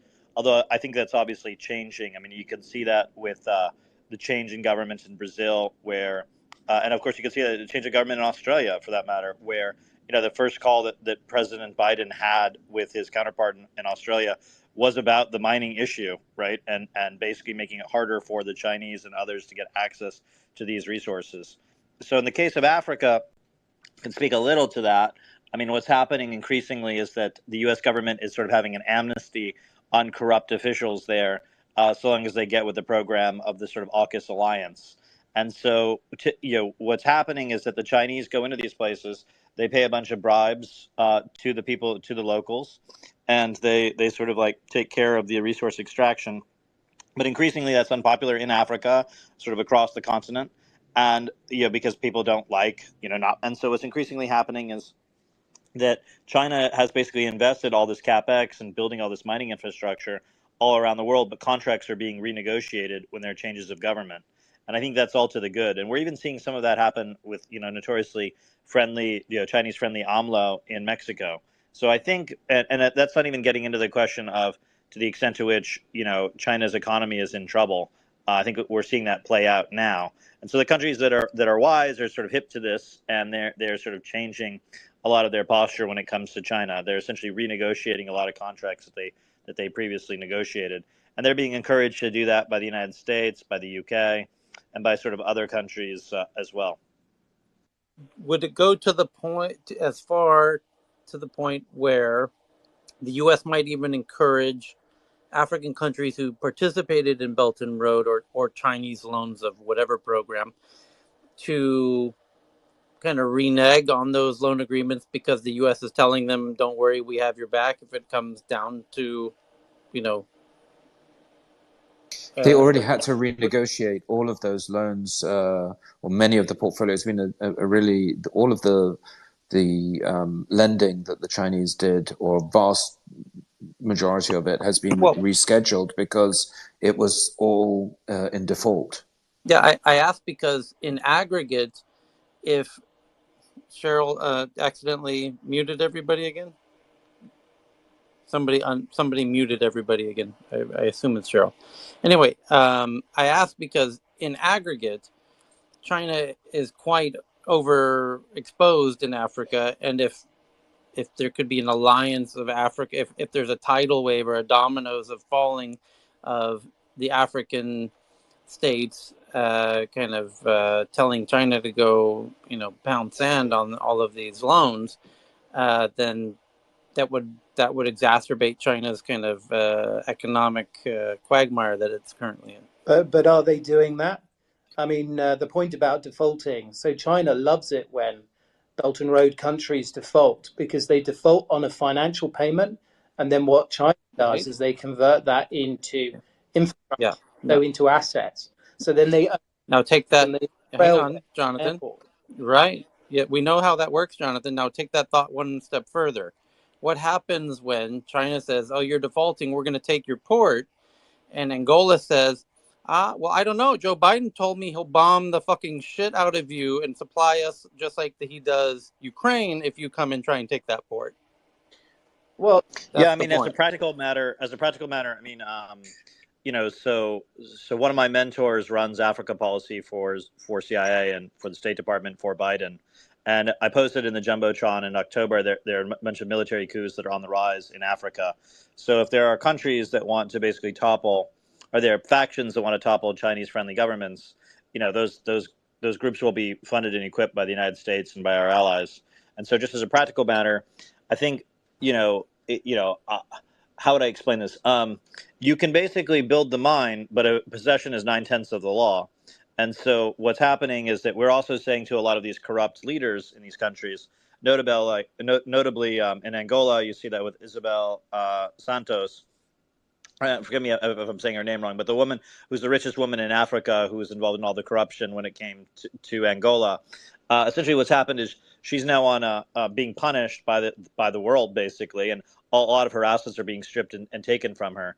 And so what Biden's government has said is that if people don't get on team on this, then we're going to use our security state apparatus, because a lot of these dictators, they don't own property in their countries, right? They own, Swiss villas, or they own, apartments in London or New York or Dubai. And so increasingly we're going to seize those assets and then redistribute the sale of those assets to people who've been afflicted. Charles, is it going to be some form of an extension of the Magnitsky Act? Is that what you see happening? Yeah, I'm somewhat of a skeptic about Bill Browder, and he of course got his career start working for Edmund Safra and for Robert Maxwell. So one wonders what his real job is. But and I do agree with the Der Spiegel report about Bill Browder. But basically, the Magnitsky Act is a good sort of international benchmark for how these things are going to go. And you can see this with President Biden signed an executive order about organized crime.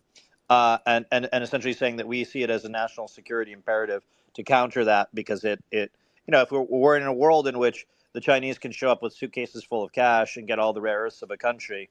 Well, like that's pretty much a negation of the rules-based order, and it's something that we don't really support. So you're saying they're going to use a combination of the Magnitsky Act and RICO, something like that? That's right. Yeah, you'll see civil asset forfeiture, and you're sort of seeing some of this stuff already deployed in places like Australia. I don't know if people are familiar, but there was recently a big takedown of a lot of organized crime in Australia, and a lot of those assets now have been confiscated and are increasingly being used for counter-crime measures. So, the U.S. is going to play a much stronger role in that as time goes on. And, you can just Google African coups in the last 2-3 years, and they're almost always the government almost always ends up in a pro-American direction. And similarly, you could look at Venezuela. One way to think of the Trump presidency is that when it would sanction a country, it would essentially make the country more Chinese, because the Chinese don't mind paying in the black market for things. So, Netanyahu calls for Iran to be sanctioned more and more. Iran ends up cutting a deal with China on oil at a cheaper price. And then, of course, China then, allows, various Jewish Americans like Sheldon Adelson and Steve Wynn to get the casino concessions in Macau. And then they, of course, fund the Republican Party. That's sort of like the way the money trail goes. Similarly, in Venezuela, Venezuela's been sanctioned, and they, of course, ended up becoming the largest oil, supplier in Latin America for China. And so that's changing now that the Biden government has essentially told Chevron to go down there. But yes, I think we're seeing a reorienting of a lot of the supply chains post-COVID and post-Ukraine war. And I think that is something that most people are not yet sort of factoring into their models of how the world's working. So the multipolar world that we all expected is emerging, and there is, like we said, the Shanghai Cooperation Organization group of countries that have not been, pro-sanctioning the Russians, etc., as one of the sort of features of this group. And then you've got the other side of the equation. Then you've got the contested areas with key inputs into the global economy, like oil and compute and rare earths, etc. That's what you're saying? Well, I'm saying that where we thought we would have a model of at least this is the theory, that we would have a bipolar world, with China and the United States.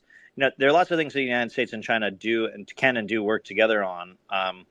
But increasingly, I think that we're seeing that the U.S. working with our allies, is going to be doing a lot more around the world, and that we'll use the allies as basically a front for U.S. interests. I mean, you can see this most notably in Ukraine, where we're supplying the weapons, the Ukrainians are supplying the fighting, and you're going to see that increase. That's always been the way. That's always been the way to have a not so proxy much. war. I mean, in Afghanistan, of course, the United States was bogged down there for quite a long time, sending men and material and all of that, and of course that was sort of a total clusterfuck. Yeah, but in the First World War there were lots of horses involved, but now you can use cyber, and you can use drones, and you can be standoff, and you don't need personnel. So the nature of war is changing.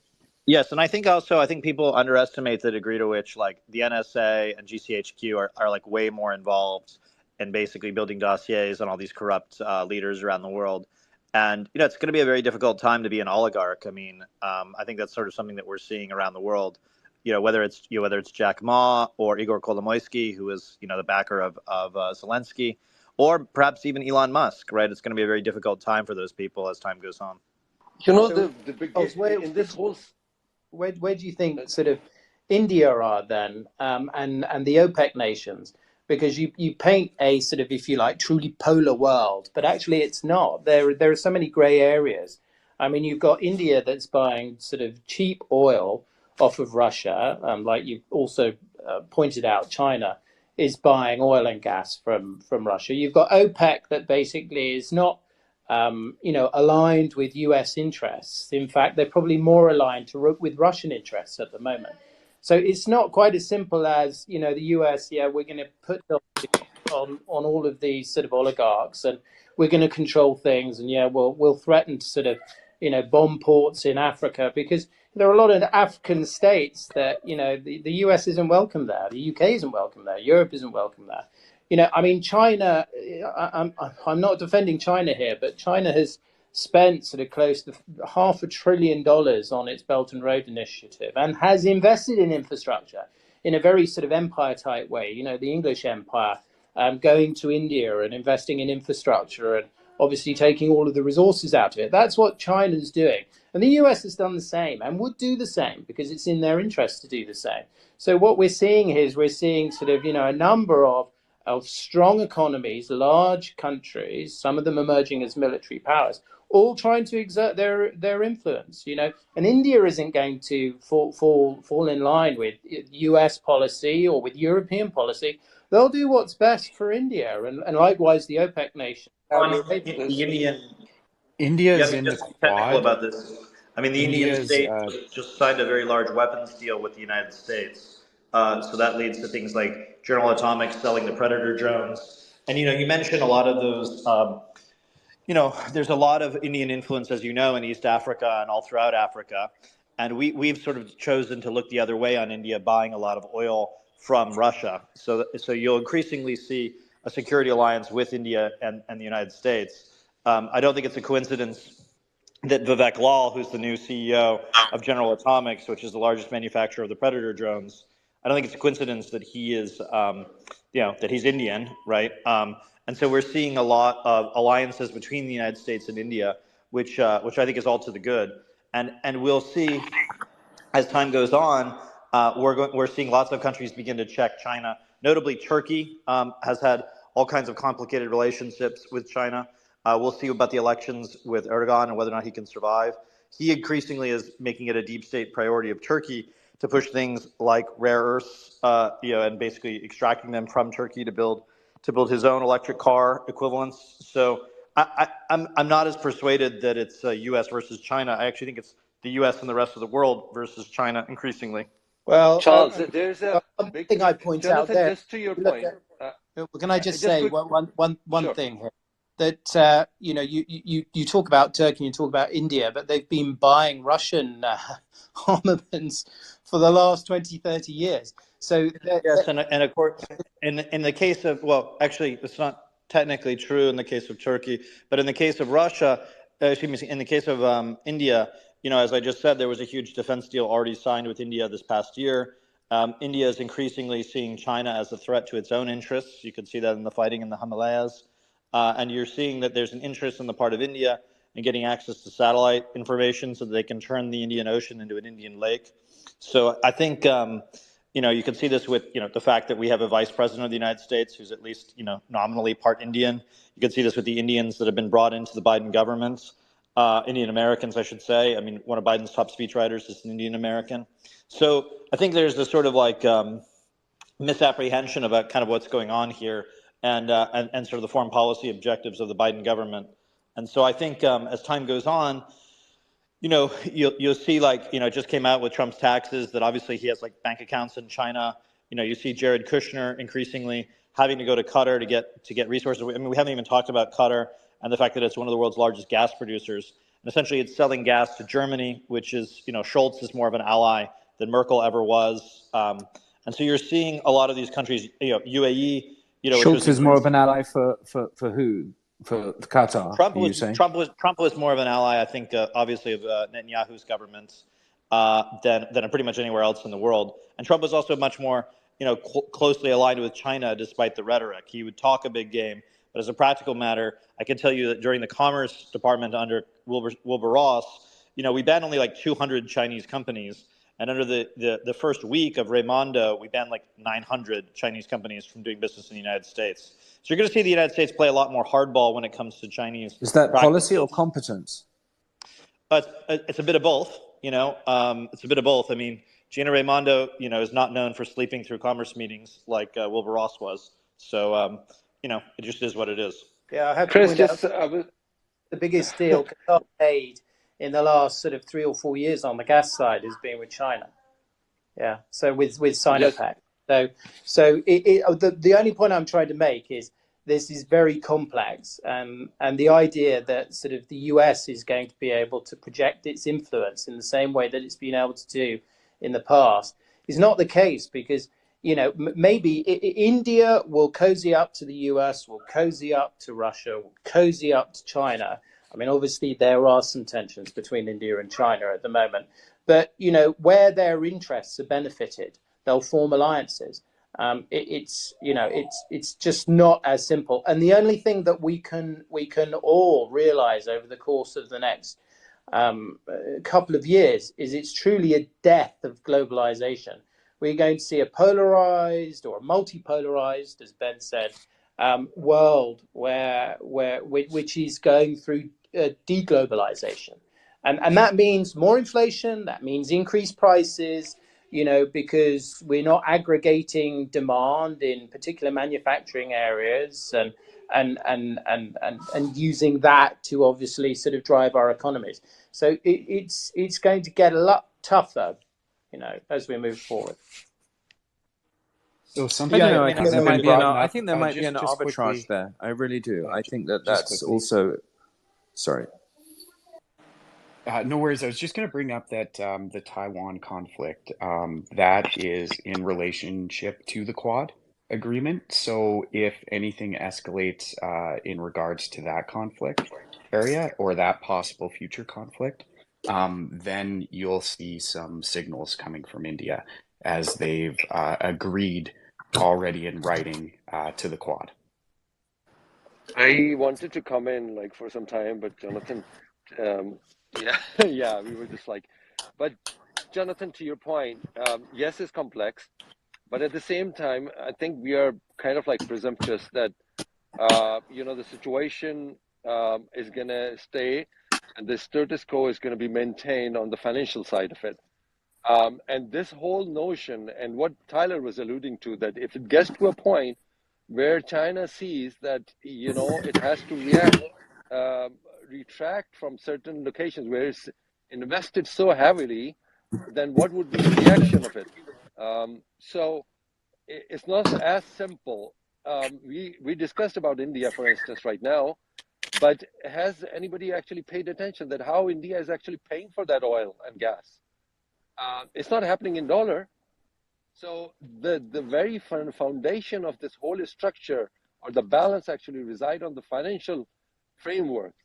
And if the financial framework is going to be disturbed, and the Saudi who is actually signing an MOUs and actually going towards that, the transaction can happen between Real and Yuan, and already transactions are happening in ruble. So we are going to very quickly move into the direction where US is going to actually lose that hegemony if the financial system actually somehow being questioned. So we are not talking about like just a bipolar world. We are talking about like a multipolar world here. So it's just presumption that the financial system is not going to be is going to stay intact. Russia has already been pushed to the wall that is going to actually doing the transactions. So that's the scenario. I agree with you, and that's why it was me, not Ben, Jonathan, that was saying are we in a multipolar world versus this bipolar idea? And I think that has to be regarded as the likely truth. I am not in agreement with you, Karam. However, in respect of the mighty dollar, the dollar has, been the wrecking ball and has weakened a lot of those allies in the SCO. Of the other side, shall we say, if you're on the American camp. And so I think that the dollar will remain mighty, but it will depend on what happens with the rate rising cycle. No, Nicholas, I agree with you. I mean, I'm just painting a picture. Like this is like thinking out loud. I mean, China is actually sitting on $2 trillion cash and $2 trillion debt, which US owe to him. So from that perspective, obviously, it's not goes into the favor that China is ultimately going to sort of start doing all those transactions in yuan. So, but it's on horizon. This is not something we can just take out the equation and totally write it off that it's not going to happen. But transactions are happening. No, I mean, I think now. The dollar price is 60 to 70% of global business, and there's, quadrillions in the derivative system. So I just think, we just have to keep these things are true. These are true as trends. And I do believe that. I was, talking about the digital yuan and the CBDCs and the nature of that multipolar world, which I think is going to make enforcement of many of the American policies very difficult when you have a mixer economy, and that mixer economy will include India as a billion-person mixer, and China and Russia and those allies as also a billion-person mixer. Yeah, but the U.S. wants India to be able to get oil from Russia, right? It's a sort of like wink and a nudge kind of thing, because they would prefer that oil go to India rather than go to China. So from that perspective, I think that's important to understand. I mean, you're not going to see a more pro-India, president or prime minister in the U.S. and the UK than you've seen, in the last change of government. I mean, Rishi Sunak, of course, is a very obvious example of this. Obviously, whether or not he survives, to Keir Starmer in the future, I think is sort of an open question. But India is very much, moving into the U.S. camp from the non-aligned camp it had for many, many years. And in terms of which you'd rather sell, I mean, would you rather sell oil to India or weapon systems, which is increasingly the direction things are going? So I think, one way to think about this is just the dollar is very strong. UAE is now behaving itself a lot more on the international stage. You can see that with them sort of handing over Andrew Tate, who of course was a Dubai, resident. He was sort of, the Emiratis apparently told the U.S. that he was planning to be in Romania, which is partly how he was busted. You can see that in the pressure against people like Tom Barrack and other sort of constructs of the UAE in the U.S. So I think this idea that we have to worry about the Saudis. You're saying that Tom Barrack of Colony Capital and backer of Donald Trump was an asset of another country. Is that what you're saying? Yeah, it's not me saying that. I mean, it's the U.S. government that tried to bring charges against him for that very issue on Foreign Agent Registration Act issues. Now, of course, they failed, but as a practical matter, they very much impoverished Mr. Barrack, and he's been forced to sell a lot of his assets. So I think the UAE.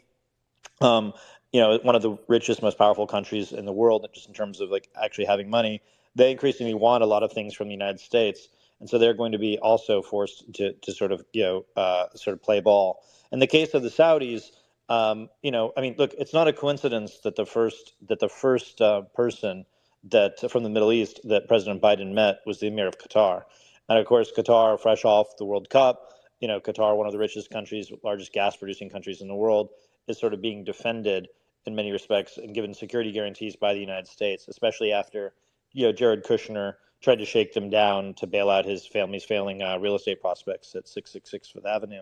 So I think there's a lot of things that don't really make the press from the Biden government that are sort of interesting. I mean, Biden is certainly not as, shall we say, eloquent as a Donald Trump or a Barack Obama. But that doesn't mean the policies aren't well thought through and well considered. Well, we can go on and on for a longer period of time, but I just wanted to add a lot of fuel India is taking is flowing into Europe as well. I don't know whether you read up on that. So it's very complex. I mean, India is going to be a superpower. There are three countries that the U.S. is going to try to prop up that are strategically very important: Indonesia, India, and of course Turkey. And the Turkish question is very much contingent on the elections. And one thing to note here that one of the biggest trading partner India has is China, and it's continually growing. It's not just simply that, okay, I'm actually going into the U.S. camp, so I don't have to trade with you. And it's continuously growing that trade, besides what's happening in Arunachal Pradesh. So besides all those skirmishes happening on the border, the trade is going on and is flourishing big time. Hey everyone, this is it Rob. seems everybody's still buying Russian oil, either directly or indirectly, and the Europeans are still buying. I mean, what was it? The latest research I saw was that LNG wise, so liquefied natural gas, we're still buying 16 billion cubic meters worth of liquefied natural gas off of Russia. It might not be coming in on the pipelines. I mean, it is in fact. As long as the supply meets the demand, the market will achieve a clearing price, and that's really what matters.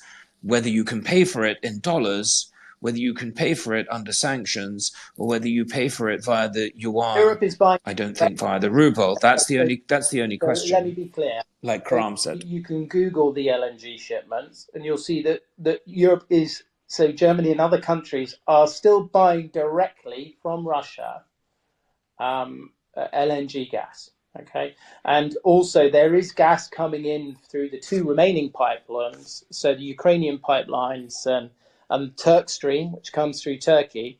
They're still feeding gas into Europe, much less, 2-3. But this is allowed under the sanctions. This was the caveated supply, wasn't it, Jonathan? Yeah, no, definitely the caveated supply, but no, I mean we're still addicted to it. I mean the LNG is if you like, it's the dirty secret within Europe at the moment, and you know. Well, you see the German deal with Qatar, I think, is a harbinger of things to come. But I have to drop off. The U.S. is voting on the speakership races, and I'm betting very heavily against Kevin McCarthy being speaker, so I have to watch it. Good to see you, Charles. Good to see you all. Take care. Have a happy New Year. Enjoy. Okay. Hey, Thanks, this is Robert. Real quick, a lot of people say the Belt and Road Initiative is dead or bad. I'm going to say that it was a good thing, and many people are saying that it was bad. Most of you haven't even been on the continent. And I can't even say you haven't, but a number of people who've said it's bad haven't been on the continent and noticed the infrastructure changes. But the thing that I see that is good beyond the actual infrastructure is it brought the continent back into the marketplace for competition. So you now have the West, you have the U.S., and other places willing to do more things that they once avoided doing in the past. So Belt and Road, we may not like it, but the good news, it created level competition, because I don't think the U.S. would have prioritized Africa and some of these places if that had not happened. So just my 2 cents from what I've noticed. And shame on the countries for negotiating bad contracts. That's not all China's fault. And the good news is I totally agree with the comments about the multipolar world. We're going to have more competition out there. It's going to be dangerous, but we'll see what happens. It's like the Bill Murray rule of traffic. Don't be upset if somebody cut in, because that means you had enough space for them to try, or at least think they could. So, from the perspective of China having influence in Africa, that makes Africa more interesting, captivating. Oh no, we might have a FOMO, fear of missing out. And I think that kind of competition, Exactly. you got to lean into that kind of capitalism. So at least from that perspective, yeah, bring the competition, because at least now it's a fair fight, at least from the perspective of folks at the table. Great point, Robert. I would say that perhaps some of those agreements where different countries have defaulted may have not been, maybe they were pressured, maybe they weren't fully aware of the repercussions that they were agreeing upon. And then I just wanted to bring up that that story that I believe Tyler and BB were sharing about the kind of spying that was done on a building that was built out of quote unquote good intentions or good favor, and that they were actually just mining data from that building. So I know that these agreements were made, but we should look into what are the repercussions for the people that live within these countries, and are they better or worse off as a result? Okay. Tyler, And the is your answer? Zimbabwe election will be one to watch. Uh-huh. It's coming up this year. Okay. So, can you hear me? Yes. Okay, great. Tyler. Yep.